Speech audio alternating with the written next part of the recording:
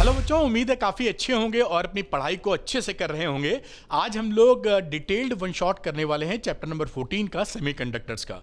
जी हाँ, सारी चीज़ मैं कराऊंगा, सारे कॉन्सेप्ट, डेरिवेशन और इंपॉर्टेंट पॉइंट्स एंड न्यूमेरिकल्स। शुरू से अंत तक वीडियो को ध्यान से देखिएगा, कोई भी टॉपिक स्किप मत करिएगा।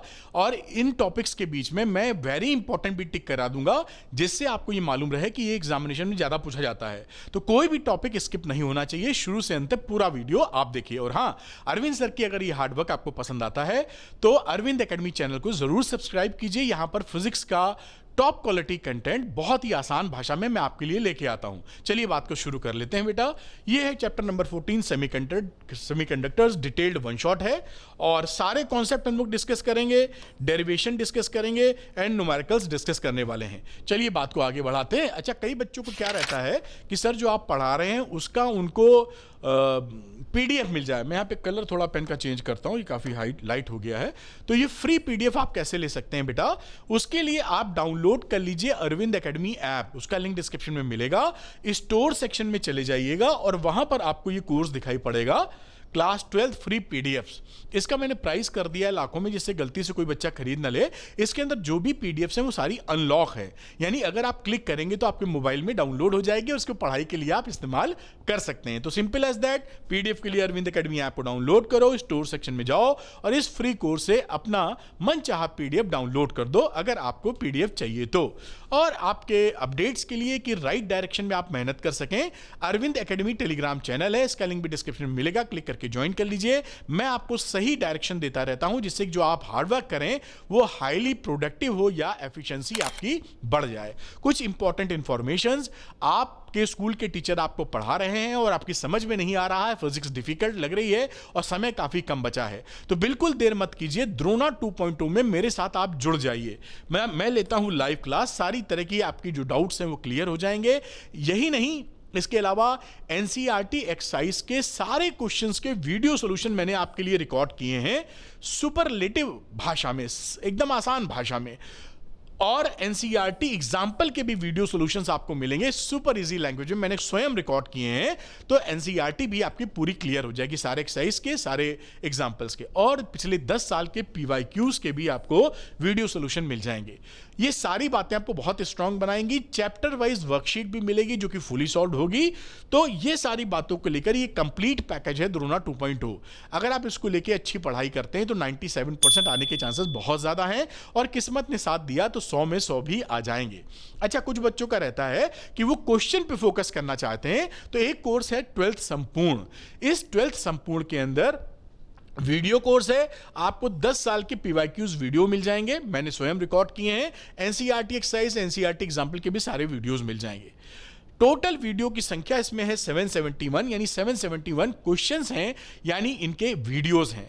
अगर आप उसको लगाते हैं तो आपकी जो प्रैक्टिस का मामला है बिल्कुल क्लियर हो जाएगा, क्योंकि जो मेन रिसोर्स है वो एनसीईआरटी एक्सरसाइज, एनसीईआरटी एग्जाम्पल्स और पीवाईक्यूज होते हैं, जो इससे कवर किए जा सकते हैं। द्रोणा के अंदर तो ये सब इंक्लूड है ही, लेकिन अलग से अगर आप ये क्वेश्चन लेना चाहते हैं, और अच्छी बात क्या है कि अभी एक बड़ा ऑफर चल रहा है, अगर आप लेने के मूड में हैं तो इसको ले सकते हैं, क्योंकि ये लेने के बाद कुछ और लेने की आपको जरूरत नहीं पड़ेगी। जो बच्चे इंटरेस्टेड हैं लेने के लिए द्रोणा या 12th संपूर्ण, वो अरविंद एकेडमी ऐप को डाउनलोड कर लें, और डाउनलोड करने के बाद उसके स्टोर सेक्शन में जाएं, वहां द्रोणा 2.0 और 12th संपूर्ण दोनों ही दिखाई पड़ेगा। जो आपके लिए सुटेबल हो आप ले सकते हैं और पढ़ाई को 2 कदम आगे बढ़ा सकते हैं। चलिए, जिस वजह से ये वीडियो बन रहा है, यानी पढ़ाई करते हैं, पढ़ाई की बातचीत शुरू, तो पूरी बात समझने के लिए सबसे पहले ये जानना जरूरी है कि इलेक्ट्रॉनिक डिवाइसेस क्या होते हैं।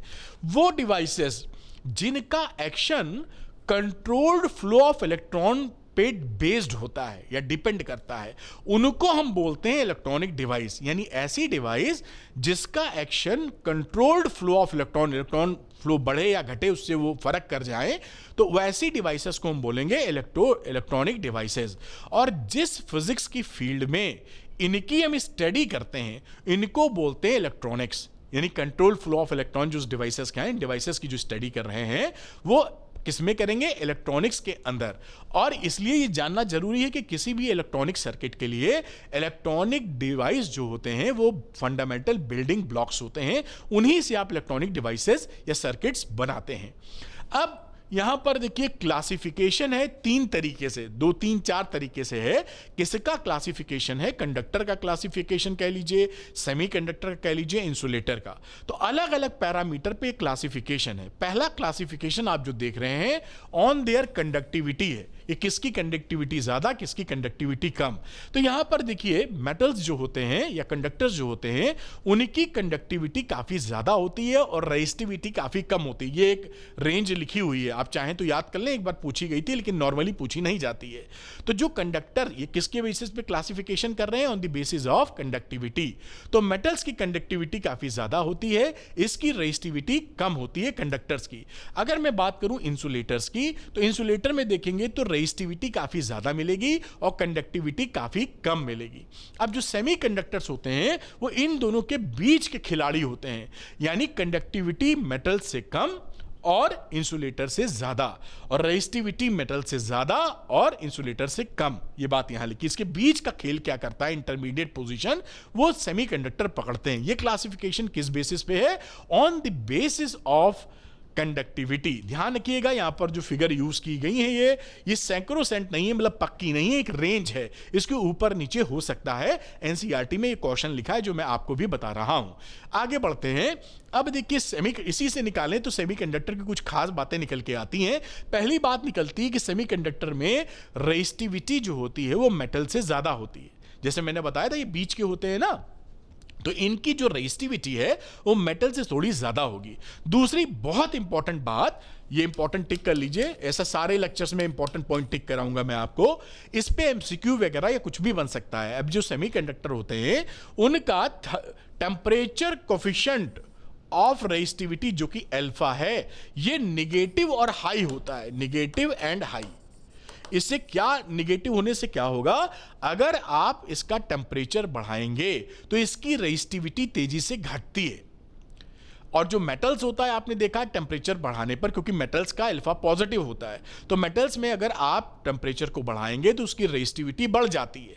जबकि सेमीकंडक्टर्स में टेम्परेचर को बढ़ाने पर इसकी रेजिस्टिविटी घट जाती है और तेजी से घटती है, इसीलिए हाई है इसलिए तेजी से काम होता है, और निगेटिव है इसलिए घटती है।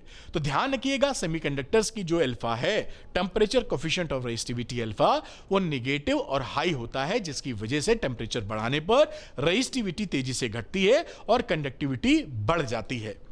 अगली बात, सेमीकंडक्टर में जो चार्ज कैरियर होते हैं उसकी जो डेंसिटी होती है वो मेटल की अपेक्षा कम होती है। मेटल्स में फ्री इलेक्ट्रॉन बहुत मिलते हैं। अब सेमीकंडक्टर में जो चार्ज कैरियर हैं वो मेटल के बनस्पत या उसके कंपैरिजन में काफी कम पाए जाते हैं। तो ये भी बात आप ध्यान में रखें। अब क्लासिफिकेशन ऑफ द सेमीकंडक्टर में अगला क्लासिफिकेशन है जो केमिकल कंपोजिशन के बेस पे है। अभी जो क्लासिफिकेशन पढ़ा था वो ऑन देयर कंडक्टिविटी था, ये सब पूछा जाता है इसलिए बताना पड़ रहा है। केमिकल कंपोजिशन के बेसिस पर एक होता है एलिमेंटल सेमीकंडक्टर, सिलिकॉन या जर्मेनियम। ये एलिमेंटल है, यानी कि सिलिकॉन या जर्मेनियम से जो चीज बनाएंगे वो सेमीकंडक्टर बन जाएंगे। दूसरे होते हैं कंपाउंड सेमीकंडक्टर, जहां मिक्सिंग कर दी जाती है। इसमें भी 2 पार्ट होते हैं, organic, inorganic and organic. Inorganic के अंदर जैसे कंपाउंड है कैडमियम सल्फाइड CDS या गैलिनियम आर्सेनाइड GaAs, ये LED में यूज किया जाता है। इसी तरीके से इसको पढ़ सकते हैं आप। ये हो गए इनऑर्गेनिक सेमीकंडक्टर्स, कंपाउंड सेमीकंडक्टर के अंदर। और कुछ ऑर्गेनिक हैं जो कि पॉलीपायरोल या पॉलीथियोफीन है। नॉर्मल जो हम लोग सेमीकंडक्टर यूज करते हैं वह तो ये एलिमेंटल होता है या इनऑर्गेनिक कंपाउंड सेमीकंडक्टर इस्तेमाल किया जाता है इन जनरल। तो जो सेमीकंडक्टर इस्तेमाल किया जाएगा वो एलिमेंटल होगा, सिलिकॉन या जर्मेनियम, या कंपाउंड में इनऑर्गेनिक इन जनरल। तो ये किसके बेसिस पे क्लासिफिकेशन बच्चों हो गया? इसका बेसिस है आपका केमिकल कंपोजिशन। अब तीसरा बेसिस और आता है क्लासिफिकेशन का, वो होता है इनके जो चार्ज कैरियर हैं उनका नेचर क्या है, nature of charge carrier, source and nature of charge carrier. उसके हिसाब से एक को बोला जाता है इंट्रिंसिक सेमीकंडक्टर। ये जो इंट्रिंसिक सेमीकंडक्टर होते हैं ये प्योरेस्ट फॉर्म ऑफ सेमीकंडक्टर होते हैं। इसके अंदर जो इंप्योरिटी होती है वो 10 की पावर 10 एटम्स में कोई एक एटम इम्प्योर होता है, इतना प्योर होता है, सिलिकॉन जर्मेनियम जैसे ले रहे हैं तो इसे बोलेंगे इंट्रिंसिक सेमीकंडक्टर, जो कि प्योरेस्ट फॉर्म ऑफ सेमीकंडक्टर होते हैं। इंप्योरिटी कितनी कम है मैंने दिखाया। अब दूसरे सेमीकंडक्टर होते हैं जिसको बोलते हैं एक्सट्रिंसिक सेमीकंडक्टर। इसमें हम लोग जानबूझकर थोड़ी इंप्योरिटी मिक्स करते हैं, इसलिए कि इसकी कंडक्टिविटी बढ़ा सकें, इसलिए इसको बोला जाता है एक्सट्रिंसिक सेमीकंडक्टर या इंप्योर सेमीकंडक्टर या डोप्ड सेमीकंडक्टर। अभी गहराई से इसके बात है, हम सीखेंगे। तो आपके प्योर हो गए, एक हो गए इंप्योर जो कि एक्सट्रिंसिक सेमीकंडक्टर। तो ये क्लासिफिकेशन किसकी बेसिस का है? Nature and source of the charge carrier. ये तीसरा क्लासिफिकेशन हो गया साहब, किताब में है, जानना आपको जरूरी है। अब एनर्जी बैंड्स, बहुत तेजी से बहुत सटीक बात आपसे करेंगे। देखिए नील बोर साहब क्या समझा गए थे कि कोई भी आइसोलेटेड एटम अगर है, आइसोलेटेड मतलब अकेला, आसपास कोई नहीं है उसके, तो उसकी जो इलेक्ट्रॉन की एनर्जी होती है वो किस ऑर्बिट में चक्कर लगा रहा है उस पर डिपेंड कर जाती है। पहली ऑर्बिट में है, तीसरी में है, छठी में है, उससे उसकी एनर्जी डिपेंड कर जाएगी, बाकी कोई लेना देना किसी से नहीं है। तो ये नील बोर की थ्योरी थी। लेकिन होता क्या है, जब आप क्रिस्टल फॉर्मेशन करते हैं, एक क्रिस्टल जैसे शुगर का क्यूब ले लीजिए, तो उसमें तो पता नहीं कितने एटम होते हैं, बहुत ज्यादा एटम होते हैं। उस समय एटम आइसोलेटेड नहीं होता, साथ में होता है कई एटम्स के। तो इस समय ये जो इलेक्ट्रॉन चक्कर लगा रहा है, यहां लगाने वाला इलेक्ट्रॉन इसको इंपैक्ट कर रहा है और ये इलेक्ट्रॉन भी चक्कर इसको इंपैक्ट कर रहा है। तो अकेला यहां पर एटम नहीं होता, बाकी एटम्स के भी जो इलेक्ट्रॉन्स हैं वो ऑर्बिट में चक्कर लगा रहे होते हैं। इसकी वजह से एनर्जी लेवल इलेक्ट्रॉन की केवल इस पे डिपेंड नहीं करती, यहां बदल जाती है। समझे? तो जो आपका लैटिस स्ट्रक्चर होता है या क्रिस्टल फॉर्मेशन होता है एक्चुअल, उसमें इस तरह का नील बोर की थ्योरी के हिसाब से केवल काम नहीं होता, आजू बाजू के भी लोग असर डाल देते हैं, क्योंकि वहां भी तो इलेक्ट्रॉन चक्कर लगा रहे हैं, रिपल्शन करेंगे, बाकी चीजें करेंगे, तो इलेक्ट्रॉन की एनर्जी यहां पर बदल जाएगी और उसी बदलाव की वजह से आपका फॉर्मेशन होता है एनर्जी बैंड्स का। अब एनर्जी बैंड होते क्या है ये समझ लेते हैं। मान लीजिए एग्जाम्पल के लिए मैंने बड़ा सुंदर, आपको किताब में भी ऐसा डायग्राम नहीं मिलेगा, आपको समझाने के लिए मैंने क्रिस्टल के कुछ इलेक्ट्रॉन्स बना दिए हैं और उनका नाम दे दिया है समझाने के लिए, जैसे ये 1 2 3 4 5 6 7 8 9। अब इसमें अगर आप किसी भी इलेक्ट्रॉन को अगर देखें, मान लीजिए इस 5वें नंबर को इलेक्ट्रॉन को देखेंगे, तो इसका जो कॉन्फ़िगरेशन है, यानी इसके आजू बाजू 6 4 2 8 है, 4 लोग हैं। इस वाले एक की बात करें तो केवल 2 लोग हैं और तीसरा यहां पर डायगोनली है। यानी हर इलेक्ट्रॉन का जो कॉन्फ़िगरेशन है वो यूनिक है। जो ये फील कर रहा है वो ये फील नहीं कर रहा, वो कुछ और फील कर रहा है। इसके आजू बाजू अलग अलग इलेक्ट्रॉन है, उनका कॉन्फ़िगरेशन अलग है। इस वजह से इन इलेक्ट्रॉनों की सबकी जो एनर्जी होती है वो यूनिक होती है। यानी इसकी एनर्जी कुछ और है, इसकी एनर्जी कुछ और है, इसकी एनर्जी कुछ और है, इसकी एनर्जी कुछ और है। यही लिखा है कि atoms and electrons have unique position, जिसकी वजह से इनकी एनर्जीज अलग अलग और यूनिक होती है। अब यही जो एनर्जी होता है, But each electron will have a different energy level. यही जो different energy level है with continuous variation, energy variation is called the energy band. Energy band क्या हुआ? एक बैंड है ना एनर्जी का, तो वो कहां से मिला है? इनकी एनर्जीज का जो डिफरेंट एनर्जीज का है उसका कॉन्टिन्यूअस वेरिएशन ले लिया है। वो कॉन्टिन्यूअस जो वेरिएशन है वही एनर्जी बैंड हमको दे रहा है। मान लीजिए ऐसे कोई एनर्जी है समझाने के लिए, तो ये एनर्जी थी अलग अलग चीजों की, इन्हीं का एक बैंड लिया और कॉन्टिन्यूअस वेरिएशन दे दिया, तो this is known as a energy band. ऐसे लहराता हुआ बैंड आपको नहीं बनाएंगे हम सेमीकंडक्टर में, लेकिन समझाने के लिए।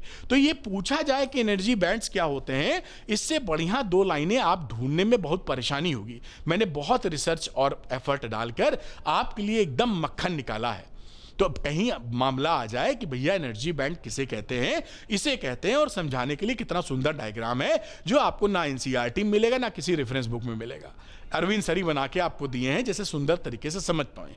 तो क्या हो गया एनर्जी बैंड? एनर्जी बैंड हो गया different energy levels with continuous energy variation is called energy bands. ठीक, तो आप ये समझे कि जब भी एक क्रिस्टल फॉर्मेशन होता है, जो कई एटम्स एक साथ होते हैं, तो एटम्स की या इलेक्ट्रॉनों की एनर्जीज बदल जाती है और बदलने पे बन जाते हैं एनर्जी बैंड्स। अब वो एनर्जी बैंड कैसे बनते हैं यहां पर ये दिखाते हैं और आपको समझाते हैं। ब्रॉडरली एक बन जाता है कंडक्शन बैंड, जो कि हायर एनर्जी लेवल का होता है, और कंडक्शन बैंड का जो लोएस्ट एनर्जी लेवल है उसको ईसी बोलते हैं।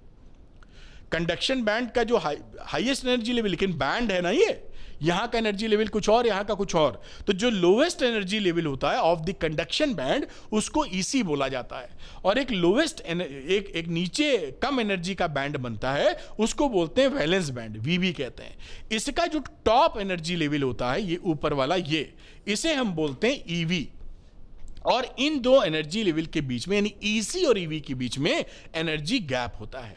तो ये कहानी कब घटना घटी है, जब एटम्स क्रिस्टल फॉर्मेशन में थे, एक दूसरे के साथ थे, तो उनकी एनर्जी वेरिएट कर गई और उससे एनर्जी बैंड्स बन गए, और इस तरह का एनर्जी बैंड आपके सामने आ जाता है। तो यहीं पे दिखाया है कि the lowest energy level in the conduction band is shown as a EC. ये क्या है?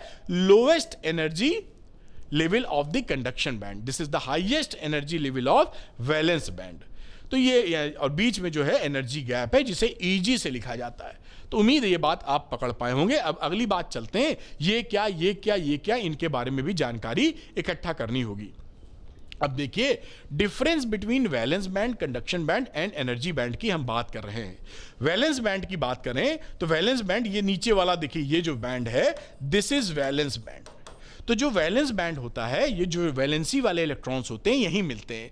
तो ये क्या होगा? ये पार्शियली या कंप्लीटली फिल्ड होता है, या तो सारे इलेक्ट्रॉन यहां मौजूद होते हैं अपने अपने बॉन्ड में, या कुछ तोड़ के चले जाते हैं तो पार्शियली फिल्ड होता है। तो हमेशा आपको जो वैलेंस बैंड मिलेगा ये पार्शियली या फुली फिल्ड मिलेगा, पूरी तरह खाली कभी नहीं मिलेगा।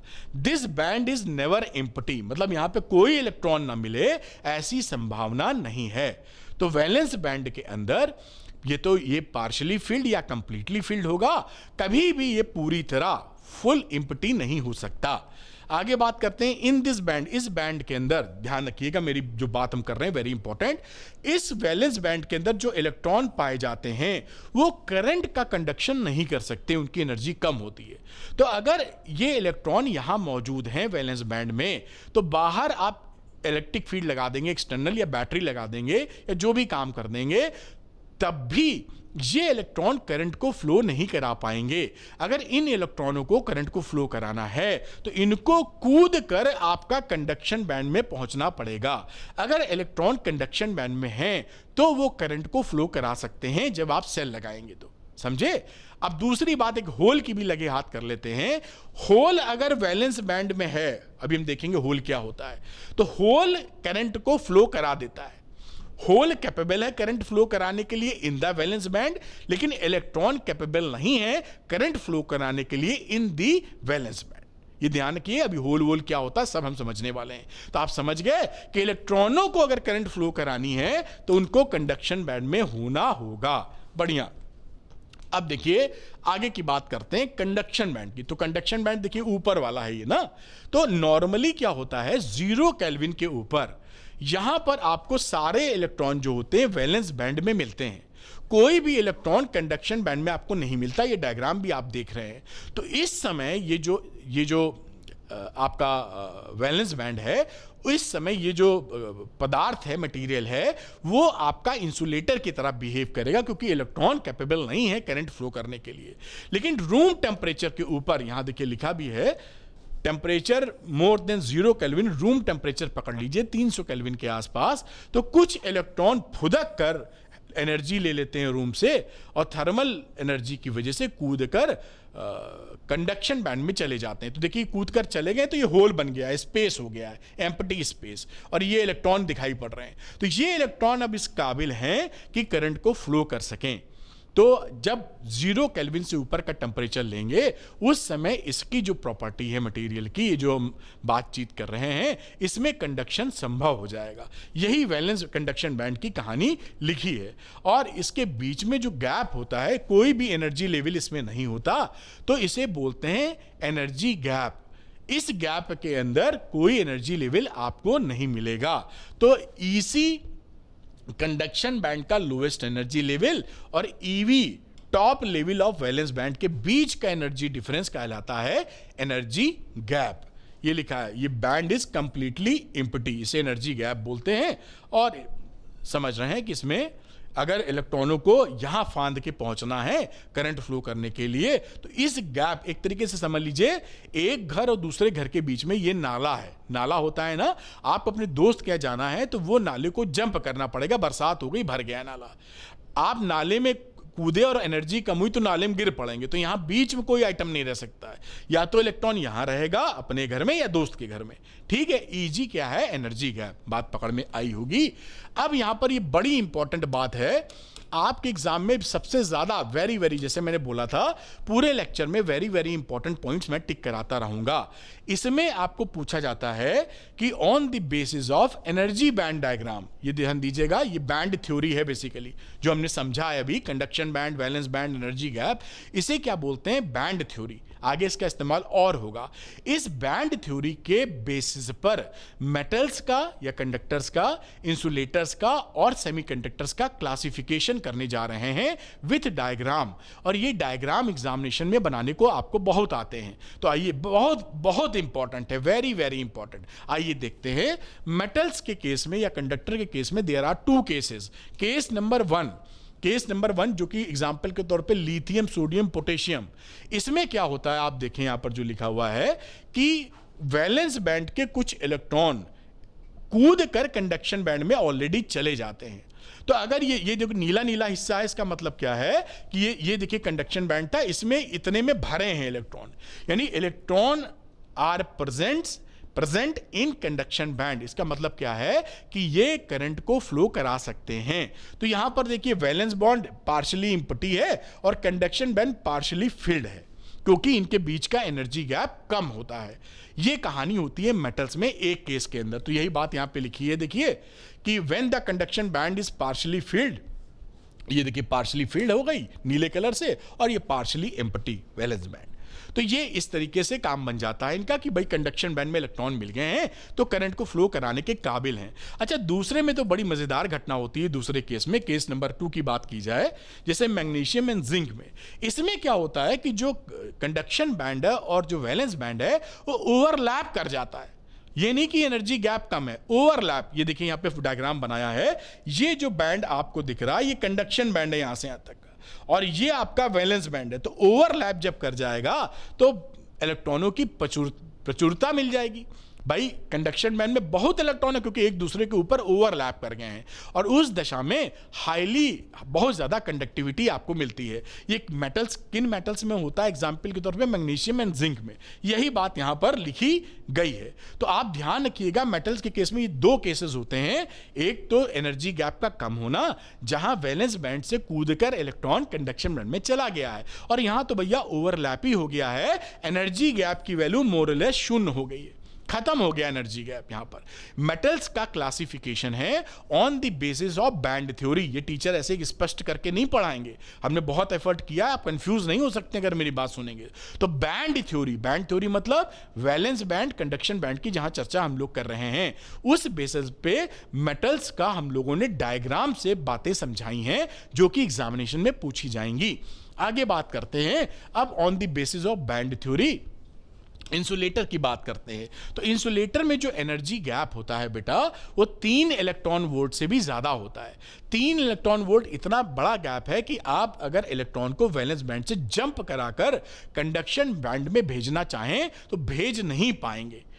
उस दशा में क्या होता है कि जब इलेक्ट्रॉन कंडक्शन बैंड में पहुंचा ही नहीं तो वो करंट को फ्लो नहीं कर सकता, यानी वो इंसुलेटर है, कंडक्टर नहीं है। एग्जाम्पल के तौर पर अगर आप देखें तो डायमंड के लिए ये एनर्जी गैप 6 इलेक्ट्रॉन वोल्ट होता है। हीरे की बात कर रहे हैं, ये कभी कभी आपसे पूछ लिया जाता है। तो डायमंड मतलब हीरा, जो कि एक इंसुलेटर है, उसके बीच का एनर्जी गैप 6 इलेक्ट्रॉन वोल्ट तक होता है। तो ये इंसुलेटर की कहानी होगी कि भैया एनर्जी गैप की वैल्यू 3 इलेक्ट्रॉन वोल्ट से ज्यादा हो रही है।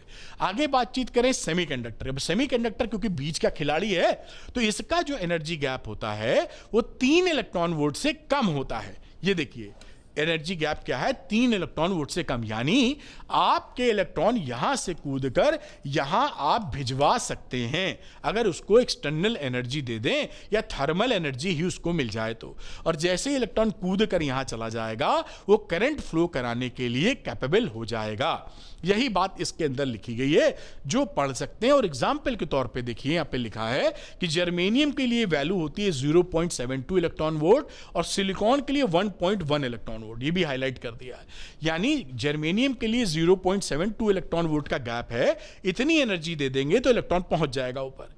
और सिलिकॉन के लिए 1.1 इलेक्ट्रॉन वोल्ट, यानी सिलिकॉन लें और 1.1 इलेक्ट्रॉन वोल्ट की एनर्जी सप्लाई कर दें, जो मिल जाए इलेक्ट्रॉन को तो कूद कर चला जाएगा कंडक्शन बैंड में और करंट को फ्लो कराने के लिए कैपेबल हो जाएगा।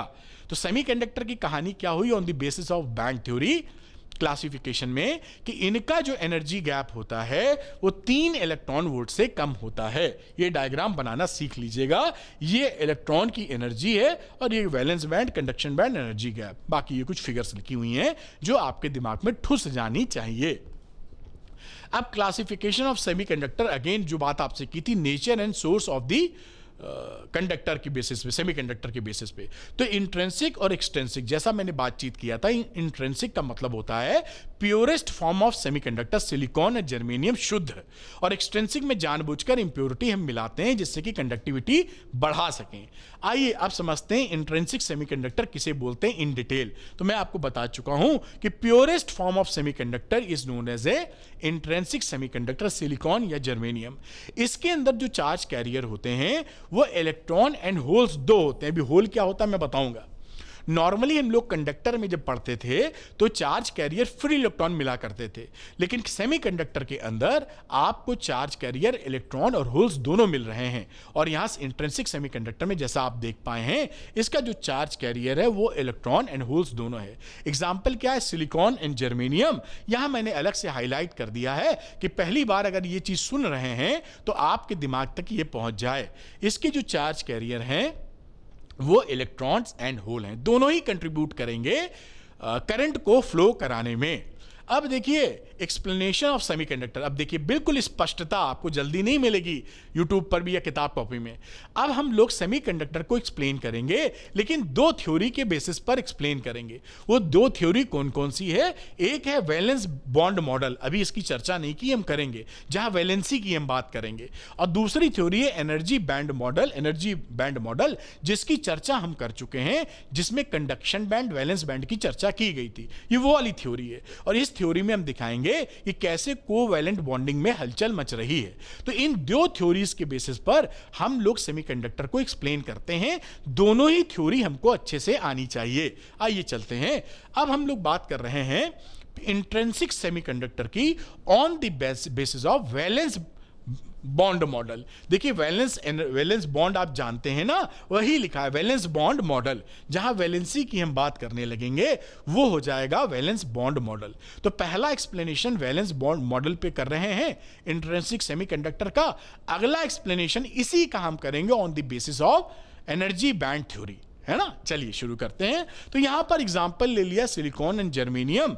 ये सिलिकॉन एंड जर्मेनियम में आउटर शेल में 4 इलेक्ट्रॉन पाए जाते हैं। तो ये इसके कोर के चार्जेस लिखे हैं। मान लो सिलिकॉनियम जर्मेनियम, उन्होंने अपने बाजू वाले से इसके 4 इलेक्ट्रॉन जो पास में थे, समझिए इन्होंने 1 2 3 4 बाजू वाले से इससे एक ले लिया, इससे एक ले लिया, इससे एक ले लिया, इससे एक ले लिया, इसने कोवैलेंट बॉन्डिंग कर दी। इसी तरह से बाकी लोग भी 4 की पेयरिंग कर लेते हैं और मजे से कोवैलेंट बॉन्ड बना लेते हैं। कोई तकलीफ की बात नहीं है। अब यही बात यहां पर देखिए, ये घटना यहां घटी, यानी कि जहां पर आपका लो टेम्परेचर की बात करेंगे तो लो टेम्परेचर पर सब लोग जितने सिलिकॉन या जर्मेनियम है प्योरेस्ट फॉर्म, ये 4 की कोवैलेंट बॉन्डिंग बना के मजे से रह रहे होते हैं। इस समय इसकी कंडक्टिविटी भी पुअर होती है क्योंकि सारे लोग बॉन्डिंग में है, कोई टूटा फूटा तो है नहीं। अब क्या होता है रूम टेम्परेचर पर, ये जैसे आप बोल रहे हैं हाईयर टेम्परेचर 300 केल्विन काफी ज्यादा टेम्परेचर है।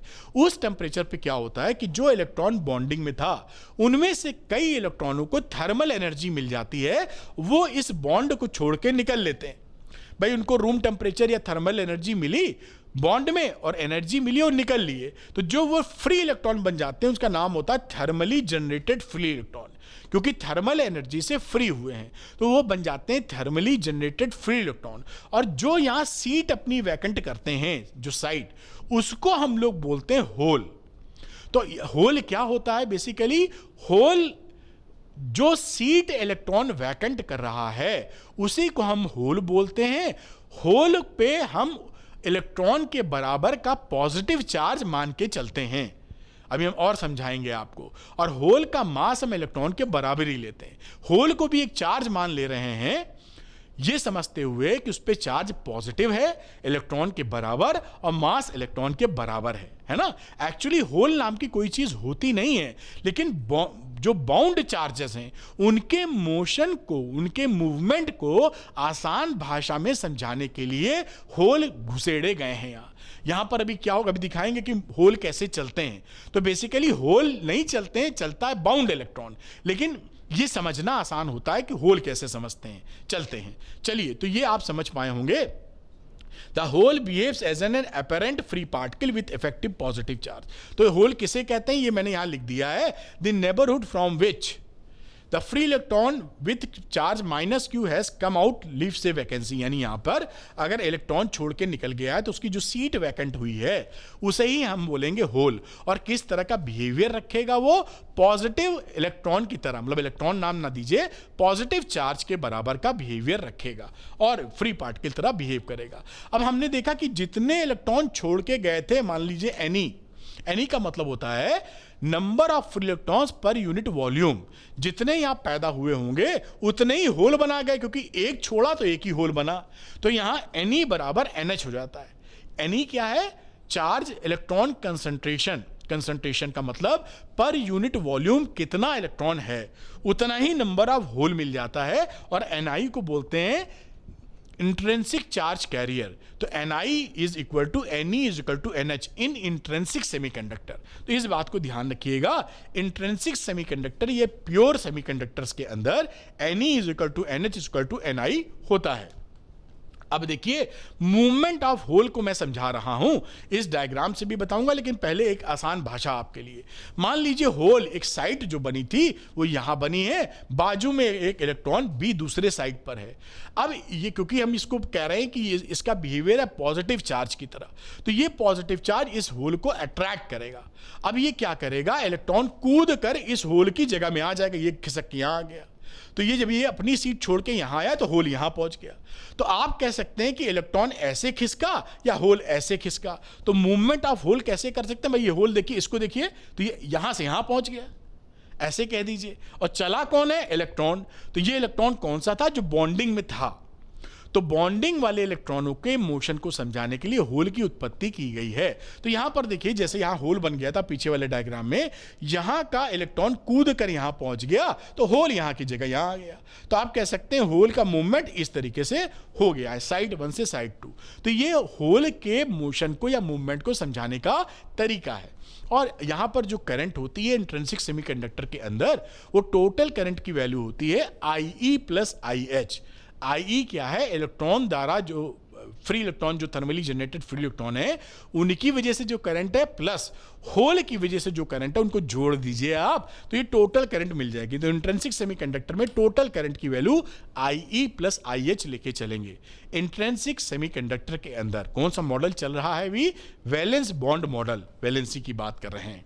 एक और चीज आपके लिए, आजकल टेढ़ा मेढ़ा पेपर आता है, उसलिए अगर आप ये जानना चाहें कि कितने इलेक्ट्रॉन, फ्री इलेक्ट्रॉन पैदा होंगे किस टेम्परेचर पर, क्योंकि ये टेम्परेचर डिपेंडेंट मामला है, वो इस फॉर्मूले से निकाला जाता है। आज तक इसके ऊपर कोई न्यूमेरिकल नहीं आया, उम्मीद भी नहीं है, लेकिन टेढ़े पेपर बन रहे हैं, इसलिए ध्यान कर लीजिए। Ne की वैल्यू होती है C, मतलब कोई कांस्टेंट, E हो गया जो कैलकुलस में यूज करते हो यूलर्स नंबर, उसकी पावर है -Eg/2kT। Eg क्या होता है? आयनाइजेशन एनर्जी, K है बोल्ट्जमैन कांस्टेंट, और T है एब्सोल्यूट टेम्परेचर। तो यहां T की वैल्यू आप बदलेंगे तो Ne बदल जाएगा। तो किस टेम्परेचर पर कितने फ्री इलेक्ट्रॉन मिल सकते हैं, इस रिलेशन से आप निकाल सकते हैं। ये ध्यान थोड़ा सा रख लीजिए। दूसरी बात यहां पर, ये हम समझी चुके हैं, Ne बराबर NH बराबर Ni। तो प्योरेस्ट फॉर्म में या इंट्रिंसिक सेमीकंडक्टर में चार्ज इलेक्ट्रॉन का कंसंट्रेशन होल्स के कंसंट्रेशन के बराबर होगा और वही इंट्रिंसिक चार्ज कैरियर का कंसंट्रेशन लिया जाता है। अब होल्स के बारे में थोड़ी सी और डिटेलिंग मैं कर रहा हूं कि क्या होते हैं होल्स। द वैकेंसी और absence of an electron in the bond of a covalently bonded crystal is called hole. वही जो इलेक्ट्रॉन सीट वैकेंट करके गया है उसे ही होल बोल रहे हैं। फिर से आपको लिख दिया वैकेंसी या एब्सेंस ऑफ एन इलेक्ट्रॉन, ठीक है। दूसरी बात, रिमेंबर, ये बात बहुत अच्छी लिखी हुई है कि ये बेसिकली होल क्या करते हैं, बाउंडेड इलेक्ट्रॉन के मोशन को एक्सप्लेन करने का तरीका। यहां पे देखिए, ये जो इलेक्ट्रॉन था ये बॉन्डिंग में था, ये कूद के गया है यहां, तो ये बॉन्डिंग इलेक्ट्रॉन जो बाउंडेड इलेक्ट्रॉन है उसका मोशन हुआ, तो उसको आसानी से समझा पाए इसलिए हमने होल के मोशन से समझा दिया। इस इलेक्ट्रॉन जो थर्मली जनरेटेड था उसकी चर्चा नहीं की है, बात समझे ना। तो होल क्या होता है, जो बाउंडेड इलेक्ट्रॉन के मोशन को एक्सप्लेन करने का तरीका है। और यही बात यहां पे लिखी है, होल करंट जो होती है, क्योंकि पॉजिटिव चार्ज मान के ही चल रहे हैं, उसे IH से रिप्रेजेंट करते हैं, जिसे आप होल करंट कहते हैं। कुछ होल्स की प्रॉपर्टीज देख लीजिए, कैरेक्टरिस्टिक ऑफ होल्स। तो हम क्या करेंगे, a hole is just a vacancy created by removal of an electron. Electron के रिमूवल से जो वैकेंसी क्रिएट हुई है उसे ही आप होल बोल रहे हो, जो कोवेलेंट बॉन्डिंग में बनती है। It has same mass as the removed electron. इसका मास हम उतना ही लेते हैं जितना कि इलेक्ट्रॉन जो रिमूव हुआ है। और चार्ज कितना लेते हैं, पॉजिटिव चार्ज लेते हैं जो कि इलेक्ट्रॉन के बराबर होता है, पॉजिटिव इन नेचर, इलेक्ट्रॉन के बराबर। साथ में लिखा है कि एनर्जी ऑफ होल क्या होती है, जितना हम एनर्जी बैंड में नीचे वैलेंस बैंड में नीचे चलते चले जाएंगे, इसकी एनर्जी बढ़ती चली जाती है होल्स की। एक तरीके से इलेक्ट्रॉन का उल्टा समझ के चल सकते हैं आप। खैर, अब इसका इंट्रिंसिक सेमीकंडक्टर का एनर्जी बैंड थ्योरी क्या थी, कंडक्शन बैंड, वैलेंस बैंड वाली, उसकी थ्योरी के बेसिस पे एक्सप्लेनेशन दिया जा रहा है कि इंट्रिंसिक जो सेमीकंडक्टर्स होते हैं वो कैसा बिहेवियर रखते हैं। तो यहां पर आप देखिए 0 केल्विन पर आपने क्या देखा कि वैलेंस बैंड में काला काला जो स्पॉट दिख रहा है ये सारे इलेक्ट्रॉन्स हैं, और ये एनर्जी गैप है, कोवैलेंट बॉन्ड, ये कंडक्शन बैंड एम्प्टी है, यहां पर कोई इलेक्ट्रॉन मौजूद नहीं, कोई काला स्पॉट नहीं दिख रहा है आपको, समझे आप, 0 केल्विन पे। लेकिन रूम टेम्परेचर पे आ जाते हैं 0 केल्विन से ज्यादा, तो कुछ इलेक्ट्रॉन यहां जंप करके यहां चले जाते हैं, देख पा रहे हैं आप। तो जो इलेक्ट्रॉन जंप करके यहां गए हैं वो पीछे अपने होल छोड़ गए और खुद यहां पहुंच गए। तो यहां पर जो करंट फ्लो होगी, ये इलेक्ट्रॉन कंडक्शन बैंड में है तो करंट को फ्लो करने के लिए कैपेबल है, तो ये इलेक्ट्रॉन वाली करंट हो गई। और होल जब वैलेंस बैंड में होते हैं तो वो भी करंट को फ्लो कराने के लिए कैपेबल होते हैं, ये होल करंट हो गई। तो ये IE और ये IH दोनों को मिला दीजिए, IE प्लस IH, तो टोटल करंट हो गई। ये कहानी है आपकी जो एनर्जी बैंड डायग्राम के ऊपर। ये सारी बात वही लिखी है जो मैंने आपको समझाई है, आप समझ चुके होंगे। 0 केल्विन पर कोई इलेक्ट्रॉन आपको वैलेंस बैंड, कंडक्शन बैंड में नहीं मिल रहा है, और रूम टेम्परेचर पर आपको कूद कर कुछ इलेक्ट्रॉन वहां पहुंच गए, जिससे इलेक्ट्रॉन आपकी करंट को फ्लो करा पाएंगे, और पीछे होल्स को छोड़ गए जो वैलेंस बैंड में रहते हुए भी करंट को फ्लो करा देते हैं। एक बड़ा सवाल पूछा जाता है आपसे कई बार, तो वो भी मैंने ले आया हूं, कुछ छोड़ा नहीं है। यहां बोला एग्जाम्पल एनसीईआरटी का, एक carbon, silicon and germanium have same lattice structure. Carbon, silicon, germanium पर लैटिस स्ट्रक्चर सेम होता है, फिर भी कार्बन इंसुलेटर है जबकि silicon and germanium intrinsic semiconductor होते हैं, ऐसा क्यों? ठीक है, तो यहां पर आप देखिए ये कार्बन का डायग्राम बनाया है 2,4, और ये सिलिकॉन का है और ये जर्मेनियम का है। अगर आप ध्यान से देखेंगे तो कार्बन के केस में जो आउटर शेल में इलेक्ट्रॉन हैं वो आपको मिलते हैं सेकंड ऑर्बिट में, ये देखिए 1 2 सेकंड ऑर्बिट में, और सिलिकॉन के केस में थर्ड ऑर्बिट में, तीसरा ऑर्बिट है, और जर्मेनियम के केस में फोर्थ ऑर्बिट में, 1 2 3 4 फोर्थ ऑर्बिट में। अब ये जो जितना इलेक्ट्रॉन दूर होता जाता है न्यूक्लियस से, उसको तोड़ना आसान होता है। तो इस सिलिकॉन और जर्मेनियम को थोड़ा ही एनर्जी दे देते हो तो इलेक्ट्रॉन आउटर साइड से टूट के निकल जाते हैं। तो ये कंडक्शन कर देते हैं। लेकिन कार्बन के केस में ये काफी क्लोज है न्यूक्लियस के, इसलिए ये जल्दी टूट के नहीं निकलता, क्योंकि सेकंड ऑर्बिट में चक्कर मार रहा है। इसलिए जो कार्बन होता है वो एज ए इंसुलेटर बना रह जाता है, और सिलिकॉन एंड जर्मेनियम सेमीकंडक्टर की तरह बिहेव करते हैं। इसको और डिटेलिंग के लिए मैंने पूरा कॉन्फ़िगरेशन भी लिख डाला था, आप देख लीजिएगा, बात वही है। देखिए इस कार्बन में Z बराबर 6 होता है, तो 1s2 2s2 2p2 ऐसे बनाते हैं। ये सेकंड ऑर्बिट में आपको यहां पर 4 इलेक्ट्रॉन दिख रहे हैं। इसी तरीके से आप Z की बात करें, सिलिकॉन की 14 होता है, तो इसके लिए बनाएंगे तो थर्ड ऑर्बिट में 4 इलेक्ट्रॉन दिखेंगे। और अगर जर्मेनियम Z बराबर 32 के लिए बनाएंगे तो चौथे ऑर्बिट में, तो चौथे ऑर्बिट से इलेक्ट्रॉन निकालना या तीसरे ऑर्बिट से निकालना आसान है, जबकि सेकंड ऑर्बिट से इलेक्ट्रॉन को निकालना मुश्किल है। इसलिए कार्बन इंसुलेटर रहता है, silicon and germanium intrinsic semiconductor का काम कर देता है। चलिए अब इंट्रिंसिक सेमीकंडक्टर की कुछ बातें हम और जानेंगे इंपॉर्टेंट पॉइंट्स के तौर पे। In an intrinsic semiconductor, there are two types of charge carriers, एक फ्री इलेक्ट्रॉन, एक होल्स। ध्यान रखिएगा, होल्स और फ्री इलेक्ट्रॉन दोनों इसके चार्ज कैरियर होते हैं, और इंट्रिंसिक में इन दोनों की वैल्यू होती है बराबर। ये बात यहां लिखी है, Ne बराबर NH इन इंट्रिंसिक सेमीकंडक्टर। फिर इंट्रिंसिक सेमीकंडक्टर इलेक्ट्रिकली न्यूट्रल होता है। अब ध्यान रखना, कई बच्चे कंफ्यूज हो जाते हैं। जो इंट्रिंसिक सेमीकंडक्टर है या एक्सट्रिंसिक भी आगे पढ़ेंगे, ये इलेक्ट्रिकली न्यूट्रल होते हैं, ना इस पे प्लस चार्ज होता है ना माइनस, आगे घूम घाम रहे होते हैं चार्ज, लेकिन एज ए होल आपको कुछ भी नहीं मिलेगा, मतलब इलेक्ट्रिकली न्यूट्रल होगा। और टोटल करंट की जो वैल्यू होती है इंट्रिंसिक सेमीकंडक्टर में, वो IE प्लस IH के बराबर होती है। ये जो बात लिखी इसको मैंने सिंबॉलिक या फॉर्मूले बेस में लिख दिया है। तो ये कुछ बातें आपको ध्यान रखनी है। आगे की कुछ चर्चा और limitation of developing pure semiconductor. अब क्या होता है, जो प्योर सेमीकंडक्टर या इंट्रिंसिक सेमीकंडक्टर, इनकी कुछ लिमिटेशन है, इस वजह से हमको एक्सट्रिंसिक सेमीकंडक्टर बनाने पड़े। कैसे हुआ अभी हम दिखाते हैं। तो यहां पर क्या होता है कि इनके अंदर लो इलेक्ट्रिकल कंडक्टिविटी होती है, जो Ne या NH होता है वो बहुत कम होता है। आप देख रहे हैं 10⁶ पर मीटर क्यूब लिखा है। 10⁶ काफी बड़ा लगेगा आपको, लेकिन जहां मेटल्स में फ्री इलेक्ट्रॉनों की संख्या 10⁻29 तक होती है पर मीटर क्यूब, उसकी रिस्पेक्ट में बहुत ज्यादा कम है। तो यहां पर चार्ज डेंसिटी या चार्ज कैरियर का कंसंट्रेशन काफी कम है। तो जहां पर ज्यादा चार्जेस आपको चाहिए वहां पर ये इस्तेमाल आप नहीं कर पाएंगे। दूसरी बात, ये थर्मली जनरेटेड होते हैं। ये क्या होता है, हीट या थर्मल एनर्जी लेकर ही कंडक्शन करते हैं। तो हमारे पास कोई फ्लेक्सिबिलिटी अवेलेबल नहीं रहती, केवल टेम्परेचर से ही इनको एक्साइट करना पड़ेगा। ये दिक्कत हो गई। दूसरी, हमारे ये जो इक्वेशन होती है Ne बराबर NH, तो दोनों यहां पर होते हैं बराबर। अगर हम किसी केस में ऐसा चाहें कि होल ज्यादा होते तो हमारा काम बन जाता, या इलेक्ट्रॉन ज्यादा होते तो काम बन जाता, ये फ्लेक्सिबिलिटी आपके पास अवेलेबल नहीं है, किसी का प्रीडोमिनेंस नहीं होता। तो ये जो इंट्रिंसिक सेमीकंडक्टर है, इनमें 3 बड़े इशू आ जाते हैं। एक तो चार्ज कैरियर का कंसंट्रेशन कम होना, केवल थर्मली जनरेटेड होना, और तीसरा Ne बराबर NH होना, किसी का प्रीडोमिनेंस नहीं होना। इसलिए बहुत सारे जो डिवाइसेस हैं वो इनका यूज करके हम नहीं बना पाते। तो हम लोग तिकड़म क्या करते हैं कि इंट्रिंसिक सेमीकंडक्टर को लेकर जानबूझकर इसके अंदर कुछ इंप्योरिटी मिक्स कर देते हैं। वो इंप्योरिटी जब मिक्स कर देते हैं तो यही सेमीकंडक्टर इंट्रिंसिक बन जाता है एक्सट्रिंसिक सेमीकंडक्टर, और हम उससे अपना काम कर लेते हैं। अभी हम समझाएंगे इसके बारे में। और तो इसकी लिमिटेशन देखकर हमें जरूरत पड़ गई कि और भी डिवाइसेस हम जनरेट करें, तो जानबूझकर कंडक्टिविटी बढ़ाने के लिए इंप्योरिटी ऐड कर देंगे, और इंप्योरिटी ऐड करके एक्सट्रिंसिक सेमीकंडक्टर बनाएंगे। अब ये थोड़ा सा आपको समरी दे रहे हैं जिससे बात समझने में आसानी हो।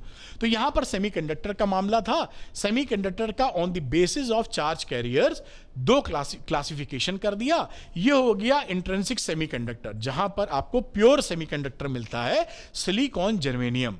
अब उसकी लिमिटेशन हमने समझी। ये नंबर 2 सेमीकंडक्टर मिला है जिसे आप बोल रहे हैं एक्सट्रिंसिक सेमीकंडक्टर, जिसे बोलेंगे इम्प्योर सेमीकंडक्टर, या बोलते हैं डोप्ड सेमीकंडक्टर। डोप का मतलब होता है, अभी हम समझा रहे हैं, डोप्ड सेमीकंडक्टर। अब इसमें जो डोपिंग की जाती है, यानी जो इंप्योरिटी मिक्स करने का मेथड या तरीका, उसे डोपिंग बोलते हैं। तो जो इंप्योरिटी मिक्स कर रहे हो उसकी बेसिस पर भी एक्सट्रिंसिक सेमीकंडक्टर 2 प्रकार के बन जाते हैं।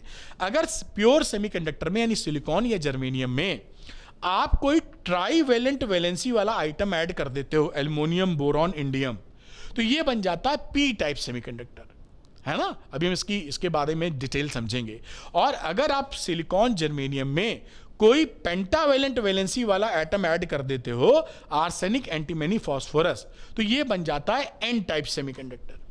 तो ये एक्सट्रिंसिक में दो तरह के सेमीकंडक्टर्स बनेंगे डिपेंडिंग ऑन कि कौन सी इंप्योरिटी आप मिक्स कर रहे हो, एन टाइप पी टाइप, और ये दोनों अलग अलग तरह के होते हैं, ये भी हम देखने वाले हैं। तो आपको अंदाजा हो गया on the basis of charge carriers हमारा जो क्लासिफिकेशन है उसमें intrinsic purest form of semiconductor, extrinsic semiconductor जो दो तरह के पाए जाएंगे, एन टाइप पी टाइप। आगे चलते हैं, अब हम समझते हैं कि डोपिंग क्या होता है। तो डोपिंग के बारे में ये लिखा हुआ है कि हम लोग इंप्योरिटी ऐड करते हैं, यानी अशुद्धि ऐड करते हैं प्योर सेमीकंडक्टर में, और बहुत ही कम होती, 1 पार्ट पर मिलियन। तो यहां पर लिखा 1 ppm बोलते हैं, ये देखिए फ्यू पार्ट्स लिखा है। नॉर्मली 1 ppm होता है, पार्ट्स पर मिलियन, उतना यानी 1 मिलियन में 1 एटम के बराबर की अशुद्धि ऐड करते हैं जानबूझकर उसकी कंडक्टिविटी बढ़ाने के लिए। तो ये बन जाता है एक्सट्रिंसिक सेमीकंडक्टर। अब ये जो हमारा जानबूझकर अशुद्धि ऐड करने का तरीका है, जिसे डेलिब्रेट मतलब जानबूझकर, deliberate addition of desirable impurity is called doping. इस अशुद्धि को ऐड करने के तरीके को हम बोलते हैं डोपिंग। तो डोपिंग एक मेथड है जिस मेथड के तहत हम जानबूझकर डिजायरेबल इंप्योरिटी को ऐड करते हैं, ज्यादा नहीं, जितना हमें चाहिए उतना ही एडिशन करेंगे, ठीक। जो इंप्योरिटी को ऐड करते हो, अशुद्धि ऐड करते हो, उसे बोलते हैं डोपेंट। जो हम ऐड कर रहे हैं, एल्युमिनियम ऐड कर रहे हैं तो एल्युमिनियम डोपेंट हो गया, है ना, सिलिकॉन जर्मेनियम में। और such a material is called doped material या डोप्ड सेमीकंडक्टर। तो जिसको ऐड कर रहे हो इंप्योरिटी को, वो डोपेंट है, और जो मटेरियल सेमीकंडक्टर बन गया उसको बोल रहे हो डोप्ड सेमीकंडक्टर। और यहां पर यही बात लिखी है कि dopant has to be such that, वो डोपेंट कोई भी ऐड नहीं करते, इस तरह का ऐड करते हैं कि जो डोपेंट का एटम है वो सेमीकंडक्टर जिसमें ऐड कर रहे हो उसके एटम के आसपास का ही हिसाब किताब रखे स्ट्रक्चर अपना, वरना वो लैटिस स्ट्रक्चर को डिस्टर्ब कर देगा और बिहेवियर वैसा नहीं होगा जैसा हम चाहते हैं। तो डोपिंग करने के लिए जो अशुद्धि ऐड की जाती है उसमें भी हमारी कोशिश रहती है कि उसी के आसपास के ग्रुप का मामला रहे, एक ऊपर या एक नीचे। तो a necessary condition to attain this is that the size of the dopant and the semiconductor atom should be nearly same. यानी आप जो जासूस भेज रहे हैं डोपेंट इंप्योरिटी के फॉर्म में, वो उसी जैसे चाइना में जासूस भेजेंगे अपना स्पाई, तो उसकी शक्ल कुछ चाइनीज जैसी लगे तो ठीक है, हमें भेज देंगे तो पकड़ लेंगे सब, ये तो शुद्ध एकदम हिंदुस्तानी लग रहा है शक्ल सूरत से, तो पकड़ जाएंगे, हम जासूसी नहीं कर पाएंगे। तो आपको ऐसा आदमी भेजना पड़ेगा जिसकी शक्ल सूरत चाइना जैसी लगे। आप समझ पाए ना मेरी बात। तो डोपेंट का जो एटम होता है बेटा, उसका साइज वैसा ही होना चाहिए जैसा सेमीकंडक्टर का है, जिससे कि वो लैटिस स्ट्रक्चर को, क्रिस्टल स्ट्रक्चर को डिस्टर्ब ना करे। बढ़िया। अब एक्सट्रिंसिक सेमीकंडक्टर की बातचीत शुरू हो जाती है। एक्सट्रिंसिक सेमीकंडक्टर को जो आप डोपेंट यूज कर रहे हैं उसके बेसिस पे एन टाइप पी टाइप बनेगा, जो हमने बताया था। अब अगर पेंटावेलेंट वैलेंसी ऐड कर दिए जिसकी वैलेंसी 5 है, तो वहां पर क्या है, आर्सेनिक एंटीमोनी फास्फोरस, तो ये बन जाता है आपका, भी आप देखेंगे 5 इलेक्ट्रॉन वाला ऐड कर दिए हैं तो ये एन टाइप बन जाएगा। और अगर ट्राईवेलेंट यूज कर दिए जिसकी वैलेंसी 3 है, जैसे एल्युमिनियम, बोरॉन या इंडियम, तो आपका बन जाएगा पी टाइप सेमीकंडक्टर। कैसे बनता है अभी हम दिखाएंगे आपको। तो ये पेंटावेलेंट और ट्राईवेलेंट अशुद्धियां ऐड करते हैं जिससे एक्सट्रिंसिक सेमीकंडक्टर एन टाइप या पी टाइप आपके सामने आएंगे। इंपॉर्टेंट पॉइंट्स इंस्टेंटिव सेमीकंडक्टर्स में क्या है कि silicon and germanium belongs to the 4th group in the periodic table. ये 4th ग्रुप में बिलोंग करते हैं। तो जो अशुद्धि हम ऐड करेंगे वो या तो 5वें ग्रुप की हो या तीसरे उसी के पास की, अगड़म बगड़म कोई भी ऐड नहीं कर सकते हैं, वरना आपका लैटिस स्ट्रक्चर डिस्टर्ब हो जाएगा। यही बात लिखी है कि नियरली 5th और 3rd group expecting and taking care that the size of the dopant atom is nearly same as that of silicon या जर्मेनियम, साइज वैसा बना रहे। और इंटरेस्टिंगली ये सब बातें लिखी कि जो डोपेंट आप ऐड करते हैं सिलिकॉन जर्मेनियम में, वो सेमीकंडक्टर को डिफरेंट टाइप के बना देते हैं। तो यहां पर देखिए दो तरह के semiconductor, N type, P type, किससे क्या बनता है हम ये डिस्कस करने वाले हैं। अब जैसा मैंने आपको बताया था कि सेमीकंडक्टर की चर्चा हम लोग दो थ्योरी के बेसिस पे कर रहे हैं, एक वैलेंस बॉन्ड मॉडल जहां वैलेंसी की बात करेंगे, और दूसरा एनर्जी बैंड थ्योरी। तो पहला कदम हमारा है वैलेंस बॉन्ड मॉडल के आधार पर इंट्रिंसिक सेमीकंडक्टर का जो एन टाइप है उसको समझना, फिर हम वैलेंस एनर्जी बैंड डायग्राम से समझेंगे, फिर पी टाइप पे चलेंगे। तो यहां पर देखिए एन टाइप सेमीकंडक्टर क्या हो जाएगा, वैलेंस बॉन्ड मॉडल का एक्सप्लेनेशन। इसमें हम सिलिकॉन जर्मेनियम में पेंटावैलेंट एटम को ऐड करते हैं। पेंटावैलेंट एटम एग्जाम्पल के तौर पे आर्सेनिक, एंटीमोनी या फास्फोरस। तो यहां सिलिकॉन जर्मेनियम थे, उसमें एक एटम जैसे 1 पार्ट पर मिलियन ऐड किया, ये फास्फोरस वाला एटम आ गया। ये उसका कोर में +5 दिखाया, 5 इलेक्ट्रॉन इसके पास हैं, 1 2 3 4 बाहर, और ये 5वां खाली बचा हुआ है। 4 इलेक्ट्रॉनों ने अपने आजू बाजू जो 4 थे उन सबसे शेक हैंड कर लिया, कोवैलेंट बॉन्डिंग बना ली, और ये जो 5वां इलेक्ट्रॉन इसके पास है ये इससे बस लटका रहता है। यानी बस ये किसी तरह से जैसे लेडीज पर्स लेके चलती हैं, कोई भी खींच के भाग जाए, वो स्थिति, उसको थोड़ी सी एनर्जी दे दोगे टपक जाएगा, यानी फ्री हो जाएगा। तो यहां पर आप देख रहे हैं जो लटका हुआ एक इलेक्ट्रॉन दिख रहा है, यही आपको यहां पर कंडक्शन के लिए काम आने वाला है। फिर से ध्यान दिलवा दूं कि ये जो एन टाइप सेमीकंडक्टर होता है वो इलेक्ट्रिकली न्यूट्रल है। ये इलेक्ट्रॉन निकल भी जाएगा तो इसके अंदर जितने प्लस हैं उतने ही माइनस हैं, तो ध्यान रखना होगा आपको।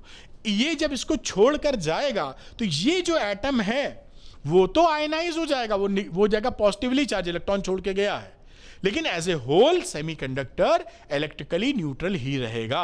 वरना कई बच्चों से पूछो एन टाइप पे कौन सा चार्ज होता है, कहते हैं निगेटिव चार्ज, गलत हो जाएगा, न्यूट्रल होता है वो। ठीक है, आप समझ में आई होगी बात।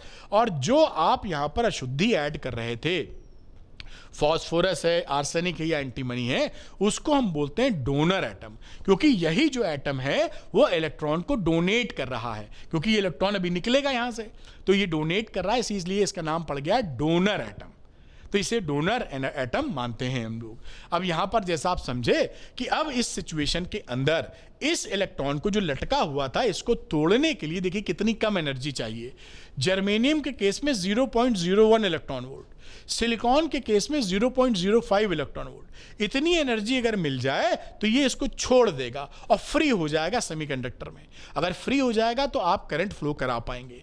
अगर आप ऐसा कांड नहीं किए होते, अशुद्धि ऐड किए नहीं किए होते, तब आपको इलेक्ट्रॉन तुड़वाने के लिए सिलिकॉन से जर्मेनियम में 0.72 इलेक्ट्रॉन वोल्ट चाहिए था, जो कि अब इसकी जगह केवल 0.01 इलेक्ट्रॉन वोल्ट की जरूरत है। और सिलिकॉन में पहले 1.1 इलेक्ट्रॉन वोल्ट चाहिए था, अब अशुद्धि ऐड करने के बाद केवल 0.05 इलेक्ट्रॉन वोल्ट की जरूरत है। यानी अब आप अगर बहुत कम एनर्जी प्रोवाइड करते हैं, सिलिकॉन और जर्मेनियम के लिए लिखा हुआ है, तो उतनी एनर्जी में ही ये इलेक्ट्रॉन इसको छोड़कर टूट जाएगा और ये फ्री इलेक्ट्रॉन की तरह काम करेगा। तो यहां पर आप देख पाए कि ये जो इलेक्ट्रॉन टूट के निकलेगा इसकी बहुतायत होगी, इसलिए यहां पे जो मेजॉरिटी चार्ज कैरियर होते हैं वो इलेक्ट्रॉन्स होते हैं। और जो होल्स बनेंगे, भाई ये तोड़ के जैसे बॉन्ड वाला भी, भाई वो भी तो तोड़ फोड़ होगी, लेकिन होल्स की संख्या काफी कम होती है। और इलेक्ट्रॉन तो जैसे ही ये टूटेगा फ्री इलेक्ट्रॉन मौजूद है। तो यहां पर जो मेजॉरिटी चार्ज कैरियर है वो इलेक्ट्रॉन है और माइनॉरिटी चार्ज कैरियर जो है होल्स है। ये किसके अंदर की घटना की हम बात कर रहे हैं, एक्सट्रिंसिक सेमीकंडक्टर का एन टाइप। तो एन टाइप के अंदर जो मेजॉरिटी चार्ज कैरियर है वो इलेक्ट्रॉन्स होते हैं, माइनॉरिटी होल्स होते हैं। तो ये आप ये किसके बेसिस पे समझें बेटा, ये थ्योरी कैसी थी, को वैलेंस बॉन्ड थ्योरी, बॉन्डिंग के आधार पर। अब हम अगली बात करते हैं यहां पर, जो कि ये बहुत ज्यादा इंपॉर्टेंट है, ये बैंड थ्योरी के बेसिस पे। This is very important. आपसे इसका डायग्राम बनाने को आता है। अभी हम लोगों ने इंट्रिंसिक सेमीकंडक्टर में क्या पढ़ा था कि एनर्जी गैप के बीच में कोई भी एनर्जी लेवल नहीं होता, लेकिन एक्सट्रिंसिक सेमीकंडक्टर में जब हम इंप्योरिटी ऐड कर देते हैं तो इस एनर्जी गैप के बीच में भी इंटरमीडिएट एनर्जी लेवल बन जाते हैं। In the case of N type semiconductor, जो कि एक्सट्रिंसिक सेमीकंडक्टर है, वहां पर डोनर एनर्जी लेवल बन जाता है। ये ध्यान से देखिए, इंट्रिंसिक में नहीं मिलेगा ये, एक्सट्रिंसिक में एन टाइप में जो डोनर एनर्जी लेवल है just below the conduction band, conduction band का जो ईसी होता है लोएस्ट लेवल उससे जस्ट नीचे होता है। और कितना गैप होता है इसको भी ध्यान रखेंगे, 0.01 इलेक्ट्रॉन वोल्ट, ये डायग्राम बनाना पड़ता है। तो ये ईडी यानी कि जो डोनर इलेक्ट्रॉन है वो यहां पर इतनी एनर्जी लेवल पे मौजूद रहते हैं, जैसे ही थोड़ी सी एनर्जी देते हैं ये कूद के फट से यहां पहुंच जाएंगे। तो कितना आसान हो गया कंडक्शन करना इनके लिए, क्योंकि ये बस घात लगाए बैठे हैं just below the conduction band. जो कंडक्शन बैंड का मिनिमम एनर्जी लेवल है जिसे ईसी बोलते हैं, जस्ट बिलो दी ईसी एक डोनर एनर्जी लेवल बन जाता है जो ईसी से 0.01 इलेक्ट्रॉन वोल्ट जितना नीचे रहता है। तो यहां पे जरा सा आपने एनर्जी दी, इलेक्ट्रॉन ऊपर चला गया। यहां से भी कुछ जाएंगे कभी कदार, तो इसलिए होल यहां भी बना दिया है। ये कांड हो जाता है और ये डायग्राम इंपॉर्टेंट बहुत है। और साथ में जो हमने कहानी बताई वो यहां लिखी हुई है कि this is ED is slightly below the EC. EC क्या होता है? कंडक्शन बैंड का लोवेस्ट एनर्जी लेवल। और फायदा क्या हुआ कि यहां पे जो डोनर वाले इलेक्ट्रॉन थे यहां मौजूद हैं एनर्जी लेवल पर, जैसे ही थोड़ी एनर्जी मिली कूद के ऊपर चले गए और कंडक्शन बैंड में जाते ही वो इस काबिल हो जाते हैं कि करंट को फ्लो करा सके। ये कहानी बन जाती है किसकी? एक्सट्रिंसिक सेमीकंडक्टर में एन टाइप वाले की। उम्मीद है ये बात आप पकड़ पाए होंगे। ये बात पूरी समझा दी मैंने। Due to it the conductivity semiconductor की रिमार्केबली इंप्रूव हो जाती है, कंडक्टिविटी काफी तगड़ी हो जाती है। अब बात करते हैं पी टाइप का मामला। पी टाइप में देखिए क्या होता है, सिलिकॉन जर्मेनियम में ट्राईवैलेंट वैलेंसी वाला आइटम ऐड कर देते हो, जैसे एल्यूमिनियम। तो एल्यूमिनियम है, बोरॉन है, इंडियम है। अब इसके अंदर ये जो ऐड किए 1 ppm के हिसाब से +3 अपने में और 3 इलेक्ट्रॉन ही बाहर हैं इसके। तो 3 इलेक्ट्रॉन ने इसके, देखिए मान लीजिए 1 इलेक्ट्रॉन, 2 इलेक्ट्रॉन और तीसरा कहीं यहां कहीं बना होगा, ये तीसरा इलेक्ट्रॉन। ये 3 इलेक्ट्रॉन इसके पास वाले हैं। अब इन्होंने तीनों ने तो शेक हैंड कर लिया, बाजू वाले से कोवेलेंट बॉन्डिंग बना ली, लेकिन चौथे वाले का इसके पास मौजूद था, इसके पास यहां पर नहीं है चौथा इलेक्ट्रॉन। तो यहां ये सीट वैकेंट हो गई जो कि इलेक्ट्रॉनों को अट्रैक्ट करेगी। इसी सीट को, वैकेंसी को आप होल बोलते हैं। तो जब आप किसी भी 3 वैलेंसी वाले आइटम को ऐड करते हैं, जो कि यहां पर दिया गया एल्युमिनियम वगैरह, तो वहां पर एक्स्ट्रा एक होल वो लेके चलता है। तो होल होने से मेजॉरिटी चार्ज कैरियर क्या हो जाएगा? होल। और होल क्या करेंगे? इलेक्ट्रॉनों को एक्सेप्ट करेंगे, इलेक्ट्रॉन उसमें कूदेंगे, इसलिए इसका नाम दिया जाता है एक्सेप्टर एटम, क्योंकि इलेक्ट्रॉनों को ये एक्सेप्ट करता है ना। अब यहां पे इसी बात को लेके चलें कि in the P type semiconductor हमारा जो इलेक्ट्रॉन्स होते हैं वो माइनॉरिटी चार्ज कैरियर हैं और होल्स यहां पर क्या बन जाते हैं? Majority charge carrier. तो NH is much higher than the Ni। किसमें? पी टाइप सेमीकंडक्टर में, जो आप इससे समझ पा रहे हैं यहां पर।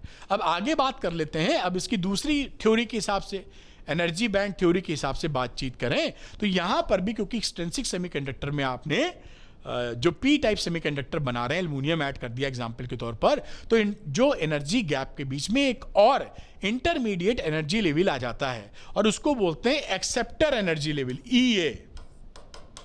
और ये EA जो लेवल होता है एनर्जी का, वो EV का जो टॉप लेवल है, EV होता ही टॉप है, वैलेंस बैंड के टॉप एनर्जी लेवल को EV बोलते हो।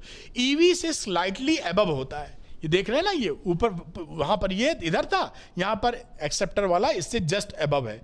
और ये वैल्यू भी ध्यान रखिएगा, 0.01 से लेकर 0.05 इलेक्ट्रॉन वोल्ट का ही डिफरेंस होता है। यहां पर आपके होल्स मौजूद होते हैं। अब यहां से इलेक्ट्रॉन थर्ड से यहां पहुंच जाएंगे थोड़ी एनर्जी मिलते ही, और पहुंच जाएंगे तो भैया वो यहां होल बन गए और hole majority charge carrier current flow करना चालू कर देंगे। ये कहानी बन जाती है। तो यहां पर आप देख पाए होंगे कि यही कहानी जो मैंने समझाई है, लिखी है। आप कह सकते हैं कि यहां पर होल मौजूद है, इलेक्ट्रॉन जंप कर गया। आप ऐसे भी समझ सकते हैं इलेक्ट्रॉन के मूवमेंट का अपोजिट मूवमेंट होल का, होल नीचे आ गए हैं, ऐसा भी कह सकते हैं। अब होल मौजूद है वैलेंस बैंड में, तो ये आपके लिए आई या करंट को फ्लो कराने के लिए कैपेबल है। होल वैलेंस बैंड में इलेक्ट्रिसिटी या करंट को कंडक्ट करा सकते हैं। और यहां पर इसको ध्यान दीजिएगा, ये भी डायग्राम आपका बहुत इंपॉर्टेंट है, अलग से ही बनाने को आता है। ये वेरी इंपॉर्टेंट, मैं टिक करा रहा हूं, सारे पकड़ते रहिएगा। ये डायग्राम आपको आना चाहिए, बहुत पूछा जाता है और स्पष्ट तौर पे मैंने बता दिया है। इंट्रिंसिक में ध्यान है, कोई इंटरमीडिएट एनर्जी लेवल नहीं होगा। एक्सट्रिंसिक के अंदर एन टाइप में डोनर वाला जस्ट बिलो द EC और पी टाइप में एक्सेप्टर वाला जस्ट अबव दी ईवी होगा और डिफरेंस उसका 0.01 इलेक्ट्रॉन वोल्ट, इसका 0.01 से लेके 0.05 इलेक्ट्रॉन वोल्ट के बीच का गैप होगा। इसको जरूर ध्यान रखना होगा आपको। ये पूरी बात आप समझ गए हैं। अब कुछ इंपॉर्टेंट पॉइंट क्या होता है कि डोप्ड सेमीकंडक्टर, जो एक्सट्रिंसिक टाइप सेमीकंडक्टर हैं, उनमें Ne और NH जो होते हैं वो अलग अलग होते हैं। लेकिन इंटरेस्टिंग बात क्या है कि उन दोनों का जो प्रोडक्ट होता है यानी मल्टीप्लिकेशन कर दें तो वो एक फिक्स्ड क्वांटिटी आती है जो Ni स्क्वायर के बराबर होती है। डोप्ड सेमीकंडक्टर की बात है और Ni क्या था, इंट्रिंसिक सेमीकंडक्टर की बात। तो ये थर्मल इक्विलिब्रियम के ऊपर जब टेम्परेचर सेटल कर चुका है उस समय इस इक्वेशन को हम याद रखेंगे, इसका इस्तेमाल करेंगे। मास एक्शन लॉ बोलते हैं। Ne into NH is equal to Ni का स्क्वायर। Ne है चार्ज कंसंट्रेशन इलेक्ट्रॉन का, NH है चार्ज होल्स का कंसंट्रेशन एक्सट्रिंसिक सेमीकंडक्टर के लिए, Ni है इंट्रिंसिक सेमीकंडक्टर के लिए। ये फॉर्मूला बड़ा इंपॉर्टेंट है, सेमीकंडक्टर की बहुत तगड़ी इक्वेशन समझी जाती है ये, तो इसको पकड़ के आप रखें। दूसरी कुछ बातें, एन टाइप सेमीकंडक्टर के अंदर आप जो डोनर एटम ऐड करते हैं लगभग उसी के बराबर Ne आता है, क्योंकि बाकी जो Ne रहेगा वो काफी कम रहेगा और आप जो डोनर एटम ऐड कर रहे हैं वो तो एक इलेक्ट्रॉन एडिशन दे ही देता है। तो जो चार्ज कंसंट्रेशन इलेक्ट्रॉन का होता है वो मोर और लेस Nd यानी डोनर एटम के बराबर होता है और ये काफी ज्यादा होता है होल से, होल के कंसंट्रेशन से इन एन टाइप सेमीकंडक्टर। इसी तरीके से पी टाइप की बात की जाए तो पी टाइप में जो नंबर ऑफ होल्स का कंसंट्रेशन होता है वो एक्सेप्टर एटम जितने आप डालते हैं, इंप्योरिटी वही, तो उसी के बराबर लगभग रहता है, जो कि इलेक्ट्रॉन का जो कंसंट्रेशन उससे काफी ज्यादा, क्योंकि इसमें मेजॉरिटी चार्ज कैरियर NH होते हैं, होल्स होते हैं। और ये फॉर्मूला हम पहले ही बता चुके हैं कि अगर आपको निकालना है कि इंट्रिंसिक चार्ज डेंसिटी किस टेम्परेचर पे कितनी आ रही है तो इस इक्वेशन से आप निकाल सकते हैं। टेम्परेचर बदलने पर Ni की वैल्यू बदल जाएगी। अब पॉइंट्स टू बी नोटेड में ध्यान रखिएगा, ये बड़ी इंपॉर्टेंट पॉइंट है। एन टाइप सेमीकंडक्टर हो या पी टाइप सेमीकंडक्टर हो, ये इलेक्ट्रिकली न्यूट्रल होता है एज ए होल, है ना। एक एटम तो हो जाएगा, कोई एटम उससे इलेक्ट्रॉन निकल गया तो भाई साहब वो पॉजिटिव हो गया, अब उसके पास होल था, कोई आ गया तो इलेक्ट्रिकली न्यूट्रल हो गया एक एटम। लेकिन as a whole semiconductor electrically neutral बने रहेंगे, एन टाइप पी टाइप दोनों। एमसीक्यू में ये बहुत पूछा जा सकता है, बहुत बच्चे गलती करते हैं। खैर, फर्मी लेवल की बात करें सेमीकंडक्टर की तो forbidden energy gap near the conduction band होता है। मतलब कुल मिला के जो बात थी, एन टाइप सेमीकंडक्टर में आपने देखा था कि जो डोनर इलेक्ट्रॉन का एनर्जी लेवल आता है just below the conduction band होता है, वही यहां लिखा है। और पी टाइप में आपने देखा था जो एक्सेप्टर एटम का एनर्जी लेवल था just above the valence band के ऊपर था। वैलेंस बैंड का जो ईवी होता है जस्ट अबव दैट था।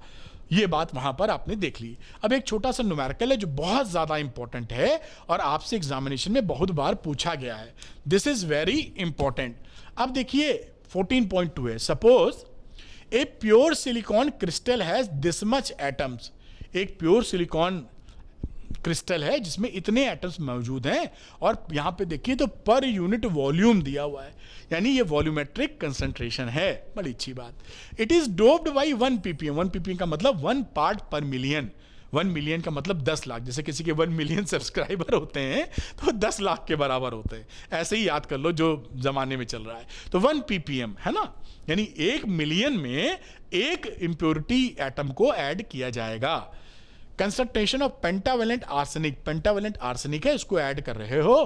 Calculate the number of electron and holes given that Ni is equal to, figure दे रखी है, हमें Ne और NH की वैल्यू निकालनी है। अब यहां से ध्यान से देखिए, note that the thermally generated electron, जो थर्मली जनरेटेड इलेक्ट्रॉन है उसका ऑर्डर है 10⁶ तक का, लेकिन हम जो डोपिंग करते हैं उसकी संख्या बहुत ज्यादा होती है। Are negligible small as compare to the those product by doping. तो डोपिंग करे जो हो उसकी वैल्यू Nd जो किए हो वो Ne के बराबर ले सकते हो, क्योंकि जो इलेक्ट्रॉन जनरेट होंगे थर्मली जनरेटेड इलेक्ट्रॉन उनकी संख्या अभी आप देखेंगे भी जो डोप्ड इंप्योरिटी है उससे बहुत ज्यादा कम होती है। तो Ne को अप्रॉक्सीमेटली Nd ले लोगे। Nd का मतलब जो डोनर एटम आप ऐड कर रहे हो, यहां आर्सेनिक दे रखा है। अब and it is doped 1 ppm to this 1 ppm add कर रहे हो, इतने एटम में सिलिकॉन का दे रखा है। तो आप समझिए कि 10 की पावर 6 यानी 1 मिलियन में एक इंप्योरिटी ऐड कर रहे हो। 1 ppm का मतलब 1 पार्ट पर मिलियन। तो इतने में कितना एटम करोगे, है ना? इतने के लिए जो यूनिटरी प्रिंसिपल लगाते हो 1/10 की power 6 into this one. Solve किया तो ये वैल्यू हो गई 5 इंटू 10 की पावर 22। और ये क्या है? एनडी। कितने डोपेंट एटम आपने ऐड किए हैं, और वही वैल्यू बराबर हो गई है बेटा जी Ne के बराबर, है ना? अब इसकी वैल्यू 10 की पावर 22 है, और यहां देखिए 10 की पावर 16 था, ये काफी छोटा हो गया इससे, इसलिए यही वैल्यू पकड़ के चलते हैं। अब ये एक आंसर आ गया, यहां पर लिखा था ना इलेक्ट्रॉनों की संख्या बताइए, तो ये इलेक्ट्रॉनों की संख्या यहां पर निकल आई। अब होल्स के लिए हम फॉर्मूला इस्तेमाल करेंगे Ne into NH is equal to Ni का स्क्वायर, है ना? अभी सीखा था हम लोगों ने। अब यहां पर NH की वैल्यू निकालोगे तो Ni square upon Ne। Ni की वैल्यू दे रखी है 1.5 इंटू 10 की पावर 16 का whole square upon Ne, 5 into 10 की पावर 22। कैलकुलेट कर लेंगे, सिंपली सॉल्व कर लीजिए तो वैल्यू आ जाएगी 4.5 इंटू 10 की पावर 9, और ये आपका आंसर हो गया।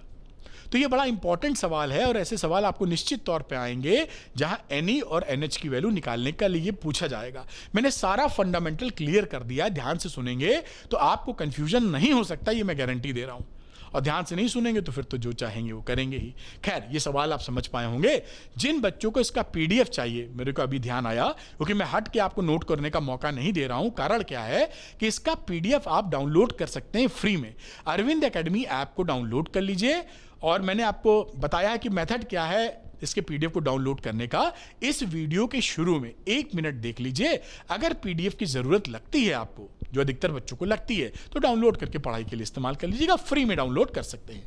आगे चलते हैं हम लोग। अब हम लोग कुछ डिफरेंस देख लेंगे जो आपके यहाँ पूछे जाते हैं, एक तो इंट्रिंसिक और एक्सट्रिंसिक सेमीकंडक्टर में, फिर हम देखेंगे एक्सट्रिंसिक में N टाइप और P टाइप सेमीकंडक्टर में। तो अभी हम चलते हैं इंट्रिंसिक और एक्सट्रिंसिक सेमीकंडक्टर का डिफरेंस देखते हैं। तो ये कैसे होते हैं? ये प्योरेस्ट होते हैं, तो these are pure semiconductor. Tetravalent crystals हैं, 4 वैलेंसी वाले। ये क्या होते हैं? ये टेट्रावैलेंट क्रिस्टल्स है, सिलिकॉन या जर्मेनियम, उसमें इंप्योरिटी ऐड करते हैं, ग्रुप 3rd या 5th की, ये लिखा हुआ है। इंप्योरिटी एटम ऐड करोगे एक्सट्रिंसिक में। इसमें सेमी इंट्रिंसिक में इलेक्ट्रिकल कंडक्टिविटी इनकी लो होती है, कम होती है, Ni कम होता है, और इनकी इलेक्ट्रिकल कंडक्टिविटी हाई होती है, इसीलिए डोपिंग करते ही हैं हम लोग। There is no permitted energy state in between the valence and conduction band. Energy gap जो होता है, यानी कंडक्शन बैंड और वैलेंस बैंड के बीच में कोई भी आपका इंटरमिटेंट या इंटरमीडिएट एनर्जी लेवल नहीं होता। इसके अंदर होता है। आप देख रहे थे कि डोनर वाले का, एन टाइप में डोनर वाला जो था वो just below the conduction band था, और दूसरा जो एक्सेप्टर वाला था वो जस्ट अबव दी EV था। तो वो इंटरमीडिएट एनर्जी लेवल मिलेंगे आपको। The number of free electrons in the conduction band is equal to, ये Ni बराबर NH है। और यहां पर क्या होता है, अगर P टाइप है तो इलेक्ट्रॉनों की संख्या ज्यादा, Ne is greater than NH, majority charge career. और अगर दूसरा है तो दोनों बराबर नहीं होंगे, दूसरा ज्यादा हो जाएगा। यहां पर इलेक्ट्रिकल कंडक्टिविटी केवल टेम्परेचर पे डिपेंड करती है। यहां पर इलेक्ट्रिकल कंडक्टिविटी टेम्परेचर के साथ साथ आपके डोपेंट कंसंट्रेशन पे डिपेंड करती है। ये क्या मिलाए हैं कितना ज्यादा, ये हो गया इंट्रिंसिक और एक्सट्रिंसिक सेमीकंडक्टर का डिफरेंस। आइए अगला डिफरेंस देखते हैं, जिसमें N टाइप और P टाइप दोनों ही एक्सट्रिंसिक सेमीकंडक्टर हैं, लेकिन N टाइप P टाइप में फर्क है। आइए देखते हैं। ये एक्सट्रिंसिक जो सेमीकंडक्टर है वो प्राप्त किया जाता है जहां पर इंप्योरिटी एटम में 5वां ग्रुप हम ऐड करते हैं, तो आपको एक्स्ट्रा डोनर इलेक्ट्रॉन मिल जाते हैं। तो सिलिकॉन जर्मेनियम में ग्रुप 5 ऐड कर देंगे और इसमें ग्रुप 3 ऐड कर देंगे, तो P टाइप मिल जाएगा। इसमें इंप्योरिटी एटम किया जाएगा जिससे फ्री इलेक्ट्रॉन मिलता है, जिसको आप डोनर का नाम देते हैं। फ्री इलेक्ट्रॉन मिलेगा डोनर। इसमें क्या मिलेगा, वैकेंसी मिलेगी जिसे आप होल्स कहते हैं, और इसको बोलेंगे एक्सेप्टर एटम, है ना। फिर एन टाइप में donor impurity level lies just below the conduction band, आपको समझा चुके हैं, कंडक्शन बैंड से जस्ट बिलो होता है डोनर का। और एक्सेप्टर का क्या होता है, just above the valence band, वो भी समझा चुके हैं, बढ़िया। The electrons are majority charge carrier होते हैं, और while holes are minority charge carrier. यहाँ पे क्या होंगे, होल्स हमारे मेजॉरिटी हैं और इलेक्ट्रॉन्स हमारे माइनॉरिटी हैं। यहाँ पर Ni is much greater than NH, N की वैल्यू P से काफ़ी ज़्यादा है और यहाँ पर Ne is much smaller than NH। ये डिफरेंस हो गया आपका एक्सट्रिंसिक में N टाइप P टाइप के बीच में। अब इससे एक कदम और आगे बढ़ते हैं, अब आ जाते हैं PN जंक्शन पे, यानी N और P जो सेमीकंडक्टर उनको जोड़ने का हिसाब किताब बनाएंगे, क्योंकि ये जो PN जंक्शन है ये डायोड बन जाता है और हमारे बहुत काम आता है। आइए देखते हैं। अब ये बात ध्यान रखिएगा कि जब भी हम PN जंक्शन बनाते हैं, दो P और N को चिपका नहीं सकते हैं, अलग अलग करके लाके फेविकोल कोई फिक्स या किसी तरीके से जोड़ नहीं सकते, क्योंकि एटॉमिक लेवल पर कॉन्टिन्यूटी डिसरप्ट हो जाती है। तो हमें अगर पीएन जंक्शन बनाना है तो एक टुकड़ा ले लेते हैं, मान लीजिए एन टाइप का ले लिया या सेमीकंडक्टर का ले लिया, एक हिस्से में एन टाइप एक हिस्से में पी टाइप बना दिया। तो इस तरीके से बनाएंगे, अलग अलग लाकर जोड़ नहीं सकते हैं, क्योंकि जैसा मैंने बताया कि यहां पर सरफेस के इंटर एटॉमिक लेवल पर कॉन्टिन्यूटी नहीं मिल पाती। ये ध्यान रखिएगा। एक ही क्रिस्टल के में एक सिरे पर एन टाइप एक सिरे पर पी टाइप आप डेवलप कर देते हैं। अब फॉर्मेशन ऑफ पीएन जंक्शन ध्यान से समझिए, 4 टर्म यहां लिखेंगे और अगली स्लाइड में उसको एक्सप्लेन करेंगे। जब आप पीएन जंक्शन बनाते हैं, एक क्रिस्टल लेके एन और पी टाइप बनाते हैं, तो वहां पर 2 मेजर रिएक्शंस होती हैं। एक होती है डिफ्यूजन करंट। क्या होती है, हम समझा रहे हैं आपको। वो डिफ्यूजन करंट होती है पी से एन की तरफ, यानी होल्स जो मूव करते हैं वो P से N की तरफ मूव करते हैं। शुरू में डिफ्यूजन करंट काफ़ी ज़्यादा होती है, लेकिन जैसे जैसे समय बीतता है आपकी ड्रिफ्ट करंट बढ़ने लगती है। ड्रिफ्ट करंट का जो डायरेक्शन है इससे अपोजिट है N से P। एक करंट ऐसे जाती है डिफ्यूजन और ड्रिफ्ट उसके अपोजिट आती है, और थोड़ी देर में दोनों करंट इक्वल हो जाती हैं, वहाँ आपको इक्विलिब्रियम मिल जाता है। जब आपको इक्विलिब्रियम मिलता है तो बीच में एक रीजन मिलता है, ये जो रीजन आपको दिख रहा है इसे बोलते हैं डिप्लीशन रीजन। ये जो डिप्लीशन रीजन होता है इसका मतलब होता है डिप्लीटेड फ्रॉम चार्ज। डिप्लीट का मतलब होता है खत्म हो जाना। तो यहां पर चार्जेस आपके डिप्लीट हो जाते हैं। अब आप कहेंगे सर चार्जेस दिख तो रहे हैं, ये जो चार्ज है ना ये आयंस दिख रहे हैं और ये इमोबाइल हैं, चल नहीं सकते। हम जिस चार्जेस की बात कर रहे हैं वो इस काबिल हैं कि वो मूव कर सके। ये जो क्या है, ये आयन है, इनके पास से इलेक्ट्रॉन या होल निकल चुका है, तो ये तो बहुत भारी आइटम है। ये दिख जरूर रहे हैं आयन, लेकिन ये इमोबाइल हैं, ना चल पाएंगे। इसलिए यहां पर बोलते हैं इसके बीच में जो ये रीजन है इसको डिप्लीशन लेयर बोलते हैं। डिप्लीटेड फ्रॉम चार्ज, चार्ज गायब हो गए, गायब होने मतलब नहीं मौजूद हैं। और इसी वजह से आप देखेंगे यहां पर पॉजिटिव आयंस और नेगेटिव आयंस की वजह से एक इलेक्ट्रिक फील्ड या एक पोटेंशियल बैरियर बन जाता है, जो अगर आप P से फिर N की तरफ किसी पॉजिटिव चार्ज या होल को भेजना चाहें तो ये उसका विरोध करता है, ये इलेक्ट्रिक फील्ड या पोटेंशियल बैरियर। ये 4 घटनाएं होती हैं, इन चारों को तड़ातड़ हम आपको समझाने वाले हैं। मोटे तौर पे तो आइडिया दे ही दिया है। आइए देखते हैं 2 फिनोमिना कैसे हो रहे हैं, यानी diffusion current and drift current. आइए देखते हैं। एक मैंने P टाइप N टाइप का सेमीकंडक्टर बनाया है। अब आप देखिए जो P टाइप होता है उसका मतलब क्या होता है, एक्सेप्टर आइटम है, एक्सेप्टर एटम है और उसके साथ यहां पे होल है। P टाइप तो उसे ही कहते हो जिसके पास होल होता है। तो एक्सेप्टर एटम हो गया और एक उसके पास होल है। समझ में आई? इसी तरीके से कई डायग्राम बना दिए। और यहां N टाइप में क्या होता है, इलेक्ट्रॉन होता है जो कि मूव करता है। तो ये हो गया कौन से, डोनर एटम, और ये इलेक्ट्रॉन है। दिख गया ना, P टाइप N टाइप बना हुआ है। अब यहां पर क्या होगा, जिसके पास में देखिए ये होल इलेक्ट्रॉन को देखकर लालच आएगी उसको, क्योंकि वो पसंद करता है, अट्रैक्शन होता है। तो होल क्या करेगा, इलेक्ट्रॉन की तरफ मूव करने लगेगा, इलेक्ट्रॉन की तरफ भागे, क्योंकि चाहे आप कह दीजिए इलेक्ट्रॉन इधर भाग रहा है, चाहे होल में पॉजिटिव चार्ज की बात करता हूं जिसे समझने में आसानी होती है। तो होल का अट्रैक्शन इलेक्ट्रॉन की तरफ होगा, तो होल भागने लगेंगे इलेक्ट्रॉन की तरफ। तो ये जो भागने का, क्योंकि होल को पॉजिटिव चार्ज ट्रीट कर रहे हो, तो ये P से N की तरफ भाग रहे हैं। तो ये बन गई डिफ्यूजन करंट, P से N की तरफ पॉजिटिव चार्ज मूव कर रहा ना होल, तो P से N की तरफ ये कांड होना शुरू हो जाता है। अब जैसे जैसे ये कांड होता है, अगले में क्या होता है, यहां पर जो है होल इलेक्ट्रॉन से मिलेगा तो न्यूट्रल हो जाएगा। तो ये यहां पर आयंस की संख्या बढ़ जाती है। देख रहे हैं ना, आयंस की संख्या बढ़ गई, और बाकी तो ये घटना चली रही है। लेकिन यहां पर जिससे ये मिल गई, तो इन्होंने 3-4 महीने बताए होंगे, तो इसे अरबों खरबों, तो ये होल जिससे मिल चुका वो केवल आयन बचा है। अब ये आयन जो अकेला रह गया है, अगर होल इधर आना चाहेगा तो इसको धक्का मार देगा, क्योंकि ये प्लस वाला तो होल को, प्लस वाले को रिपेल करता है, तो ये जो इसके आसपास होल दिखते हैं उसको इधर भेज देता है वापस। तो अगर इसकी वजह से होल इधर आ रहे हैं, उसी करंट को बोलते हो ड्रिफ्ट करंट। इसकी डायरेक्शन क्या है, एन से पी की तरफ। ये देखिए, ये पॉजिटिव आयन जो है वो इधर धक्का मार रहे हैं, तो ये ड्रिफ्ट करंट है। तो शुरुआत में डिफ्यूजन करंट तगड़ी रहती है, जैसे जैसे समय बीतता है ड्रिफ्ट करंट की वैल्यू बढ़ने लगती है और डिफ्यूजन करंट घटने लगती है। और एक समय ऐसा आता है कि दोनों ही करंट एक दूसरे के बराबर और अपोजिट डायरेक्शन में हो जाती है। उस समय यहां पर इक्विलिब्रियम हो जाता है, यानी कोई भी नया होल या इलेक्ट्रॉन आपको जनरेट होता हुआ नहीं दिखेगा, दोनों बैलेंस हो जाएंगे। उस अवस्था में क्या होगा, यहां पर देखिए ये सारे होल इलेक्ट्रॉन यहां पर कुछ नए नहीं बन रहे, तो गायब हो गए। तो यहां पर देखिए क्या हो गया, depletion region, depleted from charge. ये होल और इलेक्ट्रॉन गायब हो चुके हैं, आयंस हैं, और ये आयन को क्या बोलते हैं, इमोबाइल चार्जेस। इसलिए इस रीजन को बोलते हैं depletion region, depleted from charge.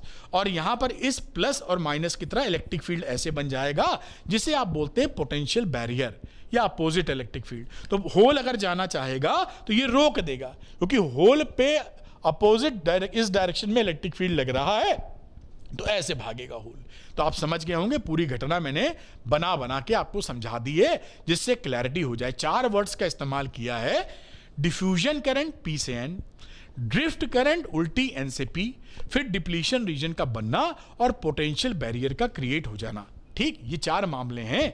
आपसे पूछा जाए पीएन जंक्शन बनते वक्त कौन से 2 प्रमुख इक्वेशन या घटनाएं घटती हैं, तो वो 2 के तौर पे डिफ्यूजन और ड्रिफ्ट की बात आप लिखेंगे, diffusion current and drift current. ठीक है, मेरे ख्याल से आप समझ पाए होंगे।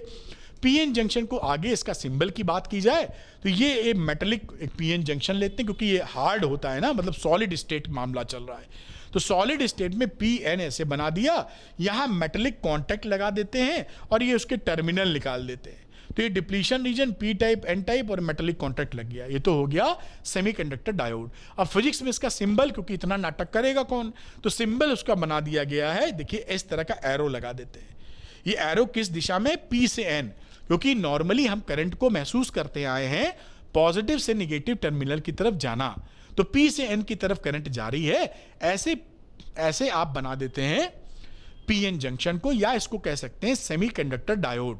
पीएन जंक्शन को ही आप सेमीकंडक्टर डायोड कहते हैं, उसका सिंबल ये है। करंट कैसे, पॉजिटिव चार्ज कैसे जाएंगे, ऐसे जाएंगे पी से एन। उम्मीद है ये बड़ी आसानी से समझ पाए होंगे। अब क्या है कि depletion region and barrier potential की बातचीत की जा रही है, तो दी बैरियर पोटेंशियल वीबी, जो ये बैरियर पोटेंशियल है जो अपोजिट वाला बन रहा था जिसे यहां पर दिखा रहे हैं, वो स्पीड ब्रेकर का काम करता। मतलब ये कोई पॉजिटिव चार्ज अगर ऐसे जाना चाहेगा तो ये अपोजिट जो बैरियर पोटेंशियल उसको रोकेगा। जैसे गाड़ी चला रहे हैं तो स्पीड ब्रेकर आ गया, वो स्पीड ब्रेकर कितना ऊंचा है ये किस चीज पे डिपेंड करेगा, तो वो डिपेंड करता है नेचर ऑफ सेमीकंडक्टर पर, सिलिकॉन है, जर्मेनियम या कुछ और लेके आप बैठे हो, और टेम्परेचर पे, टेम्परेचर से भी वो वेरी करता है। तो बैरियर पोटेंशियल को टेम्परेचर से वेरी करता है। और अमाउंट ऑफ डोपिंग क्या है, कितना तगड़ा आपने डोपिंग कर रखा है, कंसंट्रेशन जो डोपिंग इंप्योरिटी है वो कितनी ज्यादा है। एट रूम टेम्परेचर पे एक बात समझी जाए तो जो बैरियर पोटेंशियल होता है वो जर्मेनियम के लिए 0.3 वोल्ट होता है और सिलिकॉन के लिए 0.7 वोल्ट होता है। ये बैरियर पोटेंशियल की बातचीत चल रही है। अब एक बड़ी इंपॉर्टेंट बात है जो आपको याद रखनी है, घूम फिर के पूछी जाती है कि अगर डोपिंग कंसंट्रेशन आप बढ़ा देते हैं तो डिप्लीशन लेयर घट जाती है, कंसंट्रेशन बढ़ेगा तो डिप्लीशन रीजन कम हो जाएगा और बैरियर फील्ड या बैरियर पोटेंशियल बढ़ जाएगा। ये बैरियर फील्ड का मतलब है इलेक्ट्रिक फील्ड और पोटेंशियल कह देंगे तो उसी के हिसाब से बैरियर पोटेंशियल। ये आप ध्यान रखेंगे, डोपिंग कंसंट्रेशन अगर ज्यादा है तो डिप्लीशन लेयर कम हो जाएंगी और बैरियर पोटेंशियल बढ़ जाएगा, बैरियर पोटेंशियल बढ़ जाएगा। ठीक उसी का उल्टा अगर डोपिंग कंसंट्रेशन कम रखेंगे तो आपका डिप्लीशन लेयर चौड़ी हो जाएगी और जो ईबी है वो घट जाएगा। मतलब इसका रिश्ता एक जैसा है, जितना डोपिंग कंसंट्रेशन उतना बैरियर पोटेंशियल है, बैरियर फील्ड ज्यादा और डिप्लीशन रीजन उसका उल्टा बिहेव करता है। इसको याद रखना बहुत जरूरी है, this is very important for you. किसी भी एमसीक्यू में कहीं भी कभी भी आपसे पूछा जाएगा। ये स्पष्ट तौर पे मैंने लिख दिया है, बार बार रिपीट नहीं कर रहा हूं, बात को पकड़ लिए होंगे। अब हम कहते हैं इसकी बायसिंग। देखिए बायसिंग करने का मतलब क्या होता है, किसी भी सेमीकंडक्टर पे या डायोड पीएन जंक्शन पर वोल्टेज लगाना, पोटेंशियल बैटरी लगाना, समझ लो वोल्टेज डिफरेंट क्रिएट करना, इसी को बोलते हो बायसिंग करना। तो घबराना नहीं कि बायसिंग क्या है। बायसिंग का मतलब क्या हुआ, आप एक बैटरी लगा रहे हैं, बात खत्म हो गई। ठीक, अब ये बैटरी लगाने के दो तरीके होते हैं, एक बोलते हैं फॉरवर्ड बायसिंग। तो फॉरवर्ड बायसिंग का मतलब होता है जो बैटरी का प्लस वाला हिस्सा है वो पी से जोड़ दीजिए आप, और एन वाले को माइनस से जोड़ दीजिए, एन को निगेटिव से, पी को पॉजिटिव से। ऐसे जब आप बैटरी लगाते हैं तो इसको बोलते हैं फॉरवर्ड बायसिंग। और इसकी उल्टी लगाएंगे भी, दिखाएंगे तो बोलेंगे रिवर्स बायसिंग। तो ये फॉरवर्ड बायसिंग आप समझ गए, पी वाले सिरे को पॉजिटिव से, एन वाले सिरे को नेगेटिव से जोड़ दिए हैं। अब देखिए फॉरवर्ड बायसिंग में घटना क्या घटती है, जब बैटरी लगाते हैं इस तरह से, तो जो बैरियर पोटेंशियल होता है वो डिक्रीज कर जाता है। क्योंकि देखिए बैरियर पोटेंशियल तो ये प्लस माइनस है ना, बैरियर पोटेंशियल तो उसका उल्टा काम कर रहा था, और ये चार्ज को धकेलेगा इधर अपने इलेक्ट्रिक फील्ड से या पोटेंशियल से, तो ये कम हो जाएगा। तो जितना बैरियर पोटेंशियल पहले था ये V नॉट, अब कितना बचा, V not minus V number 2 दिखा रहे हैं आपको। यानी barrier potential V not minus V या VB माइनस VB जो भी आप लिखते हो, ये बैरियर पोटेंशियल ओरिजिनल पहले विथआउट बैटरी, और बैटरी लगाने के बाद VB माइनस V, तो ये बैरियर पोटेंशियल कम हो जाता है।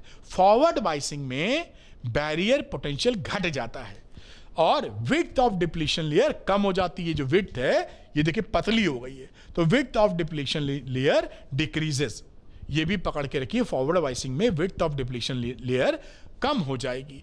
इफेक्टिव रेजिस्टेंस पीएन जंक्शन का डिक्रीज कर जाता है, क्योंकि भाई ये जो बैरियर पोटेंशियल है घट गया, स्पीड ब्रेकर नीचा बना तो साइकिल भी निकल जाएगी आराम से। तो यही काम यहां पर है कि effective resistance across PN junction decrease कर जाता है, और करंट मिलती है मिली एम्पियर में।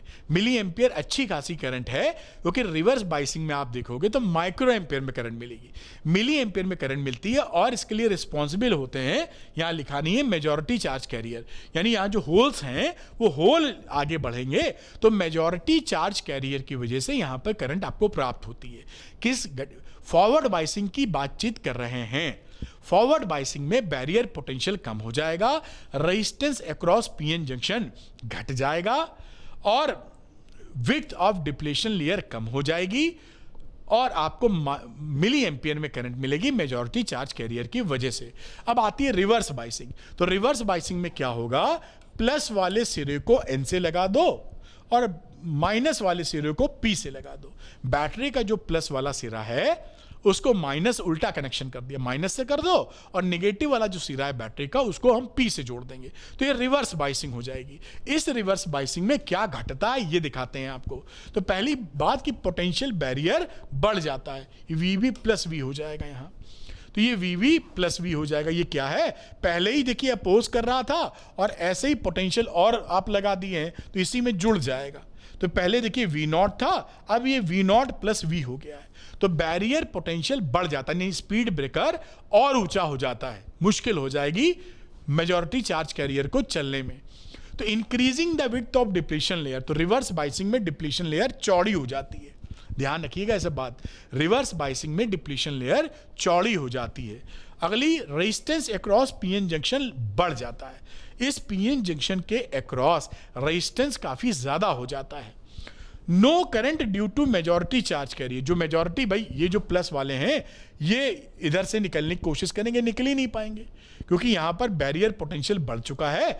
आपका मेजॉरिटी चार्ज कैरियर की वजह से करंट नहीं फ्लो होती, माइनॉरिटी चार्ज कैरियर की वजह से करंट फ्लो होती है, और उसकी वैल्यू आती है माइक्रो एम्पियर में। तो रिवर्स बायसिंग में करंट बहुत कम मिलती है माइक्रो एम्पियर में, और due to minority charge carrier की वजह से आपको करंट मिलेगी in case of reverse biasing. अब देखिए क्या होता है कि एक शब्द आता है VI कैरेक्टरिस्टिक।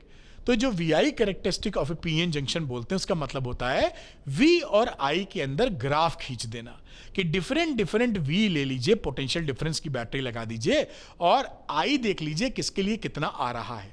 बेसिकली एक बैटरी लगा देते हैं हाई टेंशन और पोटेंशियल डिवाइडर से उसको घटाते बढ़ाते जाते हैं जिससे डिफरेंट आई मिलती है। सिंपल बात क्या है कि आप एक ग्राफ खींच देंगे V वर्सेस I, उसी को VI कैरेक्टरिस्टिक बोलेंगे, वेरी सिंपल।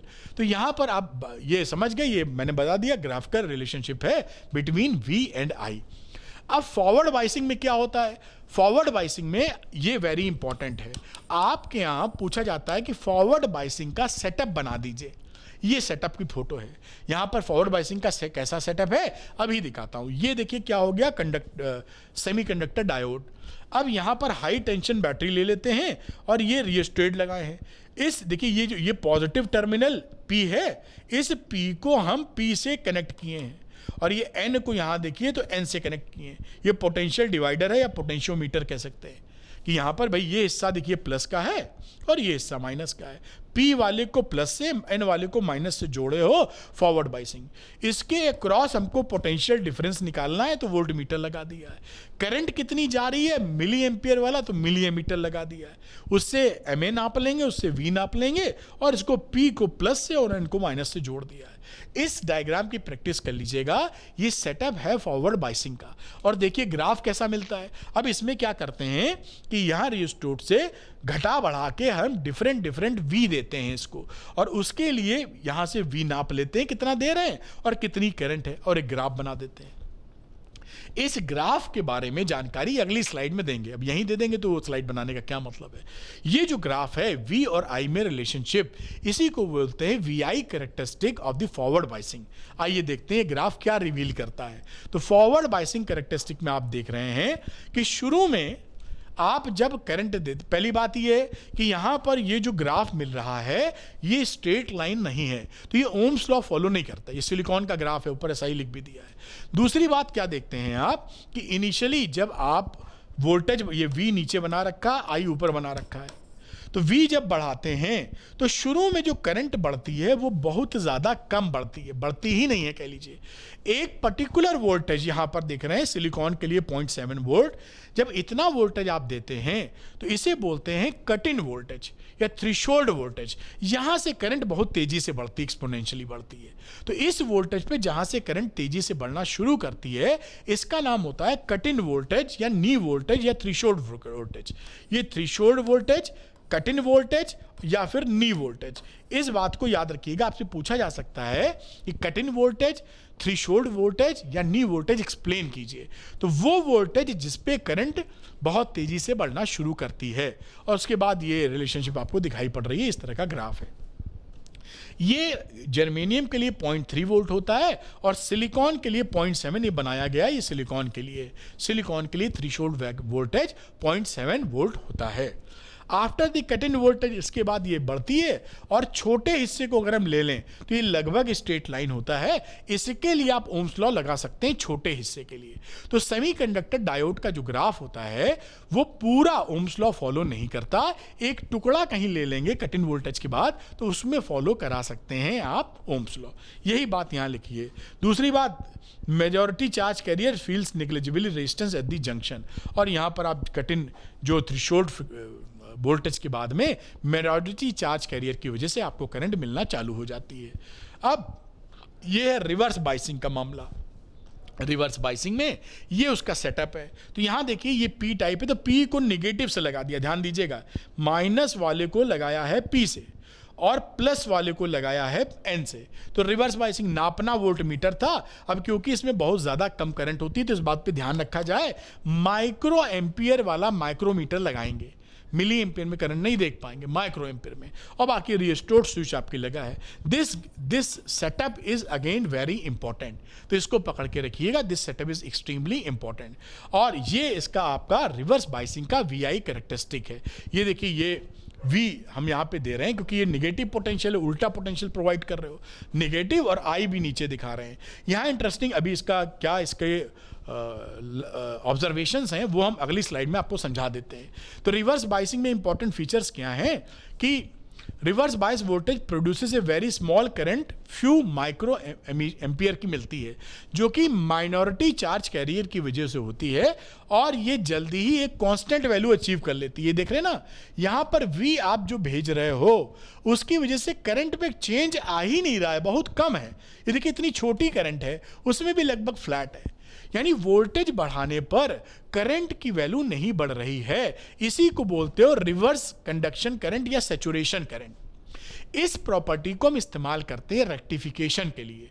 रेक्टिफायर अभी पढ़ेंगे, तो रेक्टिफायर में इसी प्रॉपर्टी का इस्तेमाल करा जाता है कि रिवर्स बाइसिंग हमारी करंट की वैल्यू नहीं बढ़ती है या करंट को स्टॉप ही कर देता है, ये मोरलेस।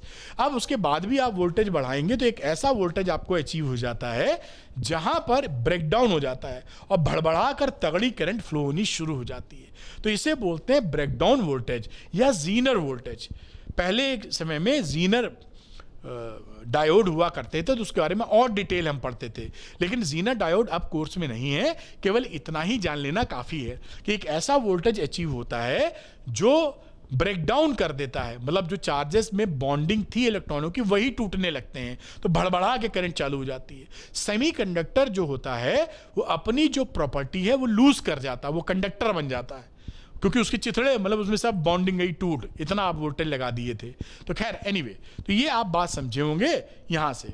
और रेक्टिफिकेशन के लिए इस प्रॉपर्टी का हम इस्तेमाल करेंगे कि वोल्टेज रिवर्स वोल्टेज बढ़ाने पर भी आपकी करंट नहीं बढ़ रही है।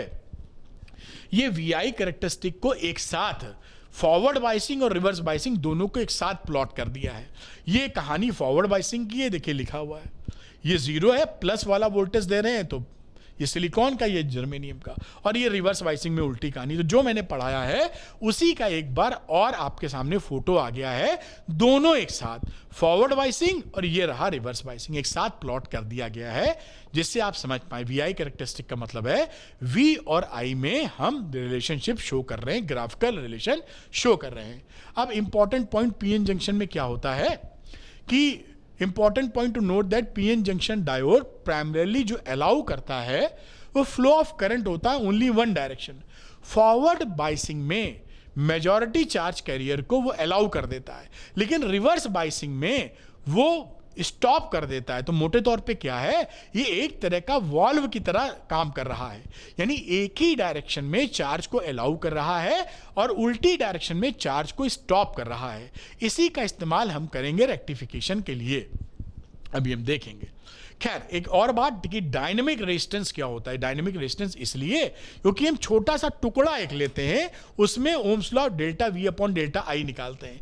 अगर ये टुकड़ा हम यहाँ ले लेंगे तो डेल्टा I और डेल्टा V का रेशियो चेंज हो जाएगा, इसलिए ये रेजिस्टेंस बदलता रहता है। बदलता है तो डायनेमिक बोल दिया है। ओम्स लॉ में तो बदलता नहीं था, तो वहाँ तो केवल रेजिस्टेंस बोल रहे थे, तो इसी को RD लिखते हैं और delta V upon delta I के रेशियो को बोलते हैं dynamic resistance. Small change in applied voltage जैसा आप समझ रहे हैं, और corresponding change in small change in current. तो delta V upon delta I is known as a dynamic resistance. उम्मीद है ये बात भी आप समझ गए होंगे।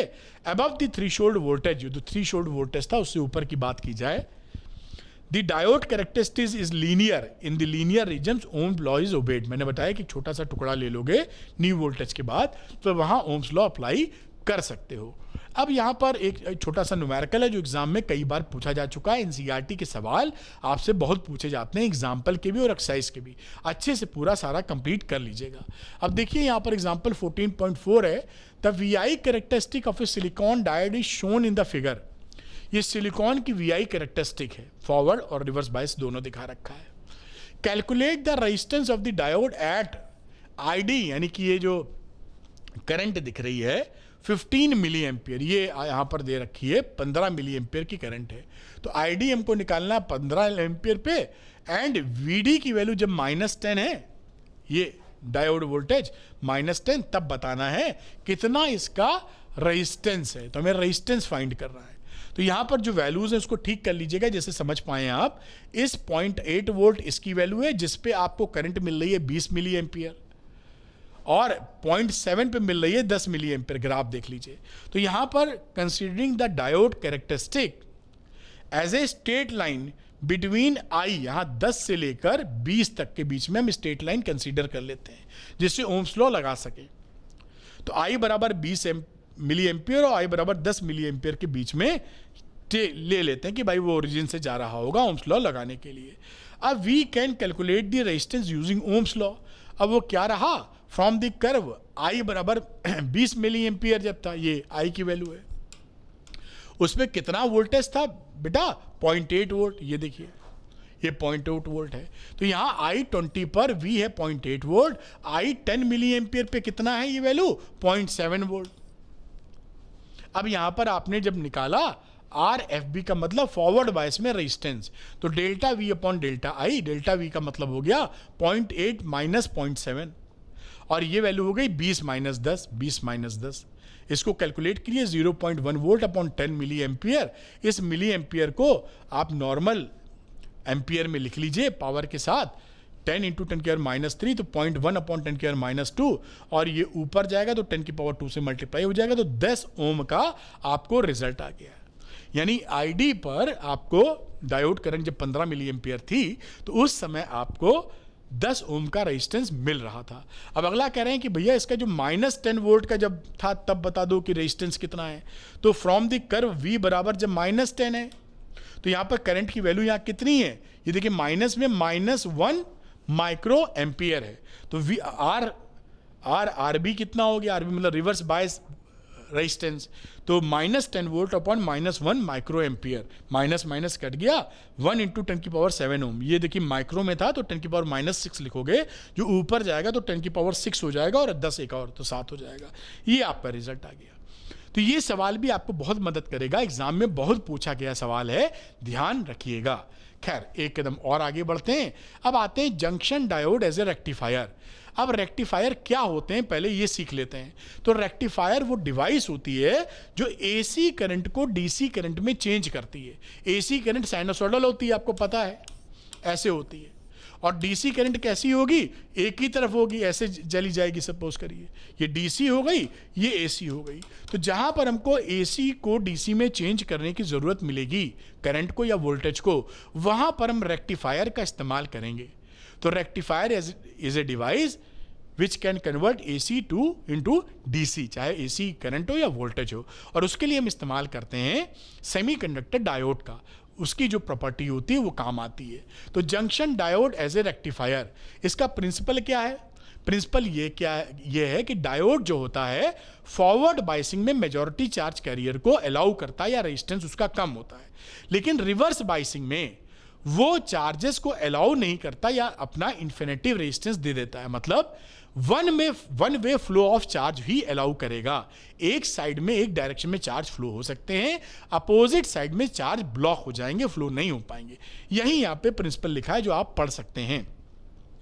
अब दो तरह के रेक्टिफायर आप बनाएंगे, अभी हम लोग देखेंगे, एक हाफ वेव रेक्टिफायर, एक full wave rectifier. Half wave, full wave अभी हम देखते हैं। तो यहां पर इन्हीं बातों का निचोड़ लिख दिया है। इन फॉरवर्ड, ये प्रिंसिपल की बात, in forward biasing offers less resistance, in reverse biasing offers high resistance. तो unidirectional property of the current flow है, एक ही डायरेक्शन में करंट का फ्लो अलाउ करेगा। इसी प्रॉपर्टी का इस्तेमाल हम लोग रेक्टिफायर के लिए इस्तेमाल करेंगे। अब ये junction diode as a half wave rectifier आ गया। हाफ वेव रेक्टिफायर कैसे काम करता है ये मैं बताता हूं, और इसका डायग्राम और वेव फॉर्म दोनों ही बहुत इंपॉर्टेंट है। तो this is very very important बेटा, ध्यान रखिएगा। पहली बात जो बहुत पूछी जाती है एमसीक्यू में, आउटपुट जो फ्रीक्वेंसी होती है वो इनपुट फ्रीक्वेंसी के बराबर होती है। यानी एसी करंट जो अगर लगाए हो, अगर 50 हर्ट्ज की है तो जो आउटपुट फ्रीक्वेंसी है वो भी 50 हर्ट्ज की होगी। इनपुट बराबर आउटपुट फ्रीक्वेंसी, ये ध्यान रखिए हाफ वेव रेक्टिफिकेशन में। आइए देखते हैं इसका सेटअप। ये हाफ वेव रेक्टिफायर है, ये ट्रांसफॉर्मर है। ट्रांसफॉर्मर में प्राइमरी में एसी सोर्स लगा के हम बैठे हैं, ट्रांसफॉर्मर एसी सोर्स पे ही काम करता है। और यहाँ पर ट्रांसफॉर्मर लगा, ये सेकेंडरी सेटअप हो गया है ट्रांसफॉर्मर का। और यहाँ हमने एक डायोड लगा रखा है, सिंबल है, मैं इसको डी चाहो तो लिख दो, दिस इज डायोड। अब यहाँ पर क्या होता है, मैं लाल कलर ले लूँ जिससे आपको शायद अच्छे से दिख पाएगा। अब यहाँ पर आपको पता है कि एसी में तो एक बार ये प्लस होगा और एक बार ये माइनस होगा। मतलब प्लस होने का मतलब यहाँ से वोल्टेज घटेगा और यहाँ तक घट जाएगा, पहले ये ज़्यादा पहले ये कम, ऐसा समझिएगा, टर्मिनल ना लेके ऐसे समझिए, हायर पोटेंशियल से घटते घटते लोअर पोटेंशियल। जब ये पोटेंशियल प्लस और माइनस है उस समय इसका ये पीएन जंक्शन है ना, पीएन, ये पी वाला देखिए पॉजिटिव से चार्ज है और एन वाला निगेटिव से कनेक्टेड है, तो ये फॉरवर्ड बाइसिंग में हो गया इस समय। अगर ये फॉरवर्ड बाइसिंग में है तो ये करंट को अलाउ कर देगा। ये देखिए यहां पर ये थी क्या, एसी करंट का वेव फॉर्म, और ये आउटपुट का है, आउटपुट। तो ये देखिए फॉरवर्ड बाइसिंग में है तो ये आपको करंट मिल गई, यहां पर ये दिख रही अलाउ कर दिया। अब उसी के अगली साइकिल में ये नेगेटिव हो जाएगा टर्मिनल, ये पॉजिटिव हो जाएगा, क्योंकि एसी करंट तो बदलती रहती है साइकिल, एक बार प्लस और माइनस, अब उसके बाद माइनस प्लस। अब अगली साइकिल में जब माइनस प्लस हुआ तो ये पी वाला माइनस से कनेक्ट हो गया, एन वाला प्लस से कनेक्ट हो गया, तो ये रिवर्स बाइसिंग में चला गया, और रिवर्स बाइसिंग में करंट को ये अलाउ नहीं करता, तो ये अगली साइकिल में यहां पर देखिए कोई करंट आपको मिली ही नहीं, सन्नाटा। फिर वो तीसरा, फिर वापस इस साइकिल में आया, फिर फॉरवर्ड बाइसिंग हुआ, फिर करंट मिली, फिर नहीं मिली। तो इस तरह का जो वेव फॉर्म इनपुट है, ये इनपुट में ध्यान रखिएगा, ये वोल्टेज एट ए है, या करंट या वोल्टेज कुछ भी बोल सकते हैं, वोल्टेज लिख दीजिए, voltage at A, input AC, इस तरह से साइनसोइडल, और ये आउटपुट वोल्टेज है। ये देखिए ऐसे मिलेगा, यहां नहीं मिला कुछ, फिर मिला, फिर नहीं मिला, इस तरीके से। तो इसी तरीके से पूरी वेव को आधा ही रेक्टिफाई कर पाया, आधा गायब कर दिया, इसीलिए उसको बोलते हैं हाफ वेव रेक्टिफायर। एक वेव को हाफ वेव को ही रेक्टिफाई किया है, फुल को नहीं किया, इसलिए इसको हाफ वेव रेक्टिफायर बोलते हैं। और इनपुट फ्रीक्वेंसी बराबर यहां आउटपुट फ्रीक्वेंसी होती है, ये ध्यान रखिएगा। इसका ये डायग्राम, ये वेव फॉर्म, ये फ्रीक्वेंसी सब कुछ पूछा जाता है, वेरी इंपॉर्टेंट टॉपिक है, मैंने इंपॉर्टेंट लिखा ही है, इसको ध्यान रखिएगा। अब इसकी जगह अगला आता है full wave rectifier. Full wave rectifier में बेटा पूरी वेव को हम रेक्टिफाई कर लेंगे। This is also very important, लाल कलर ही लेके चल रहे हैं क्योंकि अभी लिखना है। इसका डायग्राम समझ लीजिए, ये वेव फॉर्म बना हुआ है। तो पहली बात, इसमें जो आउटपुट फ्रीक्वेंसी होती है वो इनपुट की डबल होती है। अगर इनपुट सोर्स आप लगाए हो 50 हर्ट्ज का तो आउटपुट फ्रीक्वेंसी मिलेगी 100 हर्ट्ज की, उसकी डबल। ये ध्यान रखना, पूछा बहुत जाता है। इस सेटअप में सब कुछ जो बातें ध्यान रखनी है, यहाँ पे एसी सोर्स लगा हुआ है, ट्रांसफार्मर है, और यहां पर जो हम लगाते हैं सेंटर टैप ट्रांसफार्मर होता है। सेंटर टैप का मतलब ये जो कनेक्शन है ये इसके मिड में है, सेंटर में, तो सेंटर टैप ट्रांसफार्मर बोलते हैं। अब ध्यान से समझो, यहां और यहां पे दो डायोड लगाते हैं, D1 यहां और D2 यहां। अब एक बार ये प्लस हुआ और ये माइनस, बल्कि मैं यहां इसको प्लस प्लस लिखता हूं और इसको एक प्लस लिखता हूं और इसको माइनस लिखता हूं समझाने के लिए। ये ज्यादा पॉजिटिव वोल्टेज, उससे कम पॉजिटिव, और ये बहुत ही कम जो को माइनस से रिफर कर रहे हैं। इस दशा में देखिए क्या हुआ, जब ये एक साइकिल में ऐसा था, यहां पर ये डायोड जो है इसका P वाला सिरा आपका प्लस से कनेक्टेड है, और N वाला सिरा देखिए तो ये कम प्लस से कनेक्टेड है, यानी ये फॉरवर्ड बाइसिंग में है। भाई P वाला ज्यादा वोल्टेज पे है और N वाला कम वोल्टेज पे है, तो ये क्या बन गया, फॉरवर्ड बाइसिंग हो गई, फॉरवर्ड बाइसिंग। इसकी वाले की घटना देखिए, भी पीएन ऐसे बना हुआ है, तो P वाला देखिए कनेक्टेड है माइनस से, और N वाला जो कनेक्टेड है इस P रिस्पेक्ट में प्लस पे, तो ये रिवर्स बाइसिंग में है। यानी आधी साइकिल में ये फॉरवर्ड बाइसिंग में रहा और ये रिवर्स में रहा। तो ये देखिए यहां पर आपको इस समय D1 ने आपको वोल्टेज अलाउ किया, D2 ने ब्लॉक कर दिया। तो यहां पर इस वेव फॉर्म में, इस साइकिल में D1 जो है, ये देखिए D1 की वजह से आपको वोल्टेज मिला और D2 की वजह से नहीं मिला, क्योंकि ये जो रिवर्स बाइसिंग में दिए, एक ये जो दिया हुआ है ये A पे वोल्टेज दिया है और ये B पे दिया, ये देखिए ये A पर, ये B पर। तो A पर फॉरवर्ड बाइसिंग वाला चला आया, ये रिवर्स बाइसिंग वाली कहानी हो गई थी, तो ये स्टॉप हो गया। ये D2 की कहानी है और ये D1 वाली बातचीत चल रही है। D1 पे वोल्टेज और D2 वोल्टेज लिखा होगा, बात समझ में आ रही ना। अगली साइकिल में क्या होगा कि ये हो जाएगा माइनस, ये प्लस, और ये दुगना प्लस, इसका उल्टा। इस समय इसको देखिए तो ये रिवर्स बाइसिंग में चला गया है, ये P वाला माइनस से कनेक्टेड है और N वाला उससे ज्यादा वोल्टेज पे कनेक्टेड है, और ये फॉरवर्ड बाइसिंग में आ गया। ये देखिए ये जो P वाला प्लस से कनेक्टेड है और ये N वाला ये ज्यादा प्लस से, वो कम प्लस है, यानी कि फॉरवर्ड बाइसिंग में। तो D2 वाले में देखिए इसमें ये फॉरवर्ड बाइसिंग में चला गया, ये रिवर्स बाइसिंग में, तो ये जो फॉरवर्ड बाइसिंग में ये करंट आपको मिल गया, ये वोल्टेज मिल गया। तो जो इन दोनों में से एक साइकिल में जो भी साइकिल आपको मिल रही है जिसमें फॉरवर्ड बाइसिंग है वो मिल जाएगा, और अगली साइकिल में दूसरा वाला फॉरवर्ड बाइसिंग में आ जाएगा तो वो दे देगा। एक बार D1 ने आपको वोल्टेज दे दिया, एक बार D2 ने वोल्टेज दे दिया। इसी तरीके से पूरी जो वेव आपकी थी वो पूरी रेक्टिफाई हो गई। तो यहां पर इस तरह की वेव फॉर्म एट ए, वो वेव फॉर्म एट बी, और ये आउटपुट। बात समझ में आपको आई होगी। ये डायग्राम भी आना चाहिए और ये भी आपको आना चाहिए। इस तरह से आप एक वेव को, पूरी वेव को फुल रेक्टिफिकेशन में प्राप्त कर लेते हैं। तो इसे बोलते हैं फुल वेव रेक्टिफायर। ये आपको क्लैरिटी से आना चाहिए। फ्रीक्वेंसी पहले, क्योंकि देखिए एक साइकिल में जो फ्रीक्वेंसी थी यहां डबल हो गई, तो डबल फ्रीक्वेंसी आपको मिलेगी। तो ये पकड़ के रखिए कि इसकी जो फ्रीक्वेंसी होती है इनपुट की डबल होती है। अब यहां पर देखिए एक लोचा है जरूर कि यहां ये डीसी में आ तो गया है, लेकिन ये पल्सेटिंग डीसी है, फ्लैट डीसी नहीं है। पल्स है ना, ऐसे देखिए उछल रही है, डायरेक्शन नहीं बदल रहा है तो डीसी, लेकिन पल्सेटिंग डीसी है। उसको खत्म करने के लिए हम लोग फिल्टर सर्किट का इस्तेमाल करते हैं।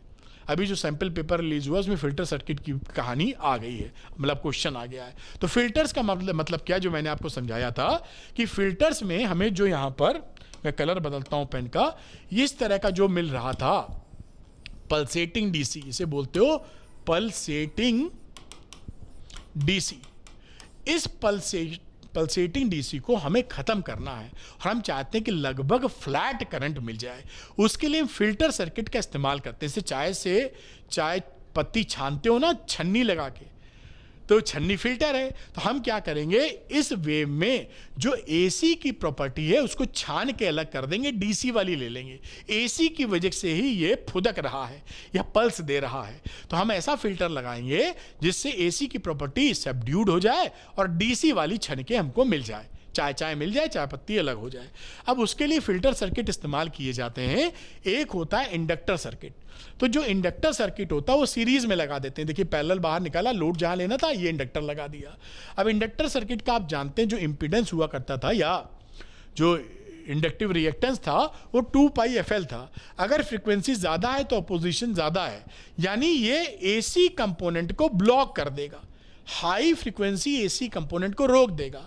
तो यहां से जो एसी जाना चाहेगी उसको रोक देगा, वो रह जाएगी इधर ही, आगे पार नहीं होगी। तो आगे पार कौन सी होगी, डीसी वाली, allowing low frequency DC component. तो लो फ्रीक्वेंसी या डीसी कंपोनेंट चला जाएगा तो आउटपुट में क्या मिलेगा आपको, डीसी डीसी, क्योंकि एसी को इसने रोक दिया है, फिल्टर सर्किट। दूसरा जो अधिकतर इस्तेमाल किया जाता है, जहां पे फोटो भी आपके एनसीईआरटी में है, कैपेसिटर सर्किट। इसको भी फिल्टर की तरह यूज किया करते हैं। इसको शंट कैपेसिटर फिल्टर बोलते हैं। इसको पैरेलल में लगाते हैं। देखिए सीरीज में था, ये पैरेलल में आ गया है। अब कैपेसिटर में क्या होता है, इसका रिएक्टेंस होता है 1/2πfc, आपने पढ़ा है अल्टरनेटिंग करंट में। वहां पर ये क्या करता है, अलाउ कर देता है हाई फ्रीक्वेंसी एसी। एसी को जितना फ्रीक्वेंसी ज्यादा होगा उतना अपोजिशन टू द करंट कम होगा। एसी अलाउ कर देगा, डीसी को रोक लेगा, है ना। तो ये देखिए क्या है, blocking low frequency DC component. तो इसमें देखिए ये जो शॉर्ट सर्किट है, क्योंकि हमेशा करंट क्या करती है, शॉर्ट पाथ लेना चाहती है, लो रेजिस्टेंस वाला। तो यहां से करंट गई, अब इसके अंदर से जाने की कोशिश कर रही है। एसी वाली तो पार कर गई क्योंकि एसी को ये अलाउ कर रहा है, तो एसी वाली यहीं से घूम गई। लेकिन डीसी को रोक दिया तो डीसी की मजबूरी है कि आगे जाना पड़ गया। तो आपको क्या मिल गया, डीसी वाला, क्योंकि एसी वाला तो निकल गया है। एसी के लिए रास्ता साफ था, डीसी के लिए बड़े बड़े पत्थर थे, तो डीसी को पत्थरों के बीच से जाना पड़ा और आप तक पहुंच गया। ये फिल्टर सर्किट करता है आपके साथ, यानी आपको पल्सेटिंग नेचर खत्म करता है। कैसा दिखता है, ये आपका डायग्राम है एनसीईआरटी का, यही डायग्राम सैंपल पेपर में आया था। ये रेक्टिफायर, ये आपका फिल्टर सर्किट, और इस तरह का जो पल्सेटिंग नेचर आपको मिल रहा था, ये एसी का नेचर है, एसी इनपुट। वो आपका ये जो पल्सेटिंग आपको एसी मिल रही थी वो घट के लगभग फ्लैट, ये दिख रहे हैं ना, ये नीला कलर का, ये इस तरह का आपको कंपोनेंट मिल जाता है। मोर लेस पल्सेटिंग नेचर खत्म हो जाता है। यही फिल्टर सर्किट का काम है। रेक्टिफायर क्या कर रहा है, एसी को डीसी में बदल रहा है, फिल्टर क्या कर रहे हैं, उसके पल्सेटिंग नेचर को खत्म कर रहे हैं। और इसी के साथ पूरा चैप्टर 2 घंटे से कम में मैंने सब कुछ आपको पढ़ा दिया है। जाने से पहले थोड़ी सी इंफॉर्मेशन कि अगर आपको स्कूल के टीचर का समझ में नहीं आ रहा, फिजिक्स पल्ले नहीं पड़ रही, टाइम बहुत कम बचा हुआ है, आप बेहतर प्रदर्शन करना चाहते हैं, फिजिक्स को आसान भाषा में सीखना चाहते हैं, तो द्रोणा 2.0 में मेरे साथ जुड़ जाएं। लाइव क्लासेस होती हैं, डाउट क्लियर हो जाएगा। साथ में एनसीईआरटी एक्सरसाइज के वीडियो सॉल्यूशंस आपको मिल जाएंगे जो मैंने खुद ही रिकॉर्ड किए हैं एकदम सरल भाषा में। एनसीईआरटी एग्जाम्पल के भी वीडियो सॉल्यूशन आपको पूरे मिलेंगे, यानी पूरी किताब एनसीईआरटी में किसी भी तरह का कोई क्वेश्चन है तो उसका वीडियो सॉल्यूशन मेरी सरल भाषा में आपके पास पहुंच जाएगा। साथ में 10 साल के जो पीवाईक्यूज हैं इनका वीडियो सॉल्यूशन भी आपको मिलने वाला है, और आपको चैप्टर वाइज वर्कशीट मिलेगी इंपॉर्टेंट क्वेश्चन की फुली सॉल्व्ड। यानी द्रोणा 2.0 फुल पैकेज है, आपके 97% लाने के लिए कहीं और भटकना नहीं है। और किस्मत ने साथ दिया, ईश्वर का आशीर्वाद रहा तो 100 में 100 भी आएंगे। अब कुछ बच्चे होते हैं जो चाहते हैं हम केवल क्वेश्चन पे फोकस करें, तो उसके लिए 12th संपूर्ण है।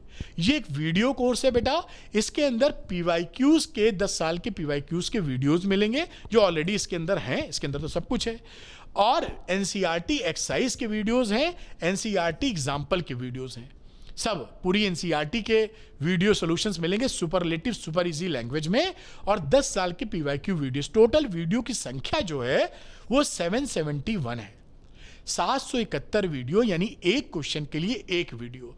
और ये इसको लगाए बिना तो आप एग्जाम में जा ही नहीं सकते, क्योंकि आपको एनसीईआरटी एक्सरसाइज और एग्जाम्पल्स लगाना ही पड़ेगा, और साथ में 10 साल के पीवाईक्यूज लगाना ही पड़ेगा अगर आप अच्छे नंबर चाहते हैं। उसमें ये 12th संपूर्ण आपकी काफ़ी मदद करेगा। अभी इस पर एक बढ़िया ऑफर भी चल रहा है, आप उसका ऑफर का लाभ ले सकते हैं। ये लेने के बाद कुछ और लेने की आपको आवश्यकता नहीं पड़ेगी। तो जो बच्चे चाहते हैं द्रोणा 2.0 या 12th संपूर्ण को लेना, वो अरविंद एकेडमी ऐप को डाउनलोड कर लीजिए, आपको डिस्क्रिप्शन में लिंक मिलेगा, और स्टोर सेक्शन में जाइएगा, वहां द्रोणा 2.0 एंड 12th संपूर्ण दिखेगा। जो भी सूटेबल हो वो लेकर अपनी पढ़ाई को नेक्स्ट लेवल पे ले जा सकते हैं।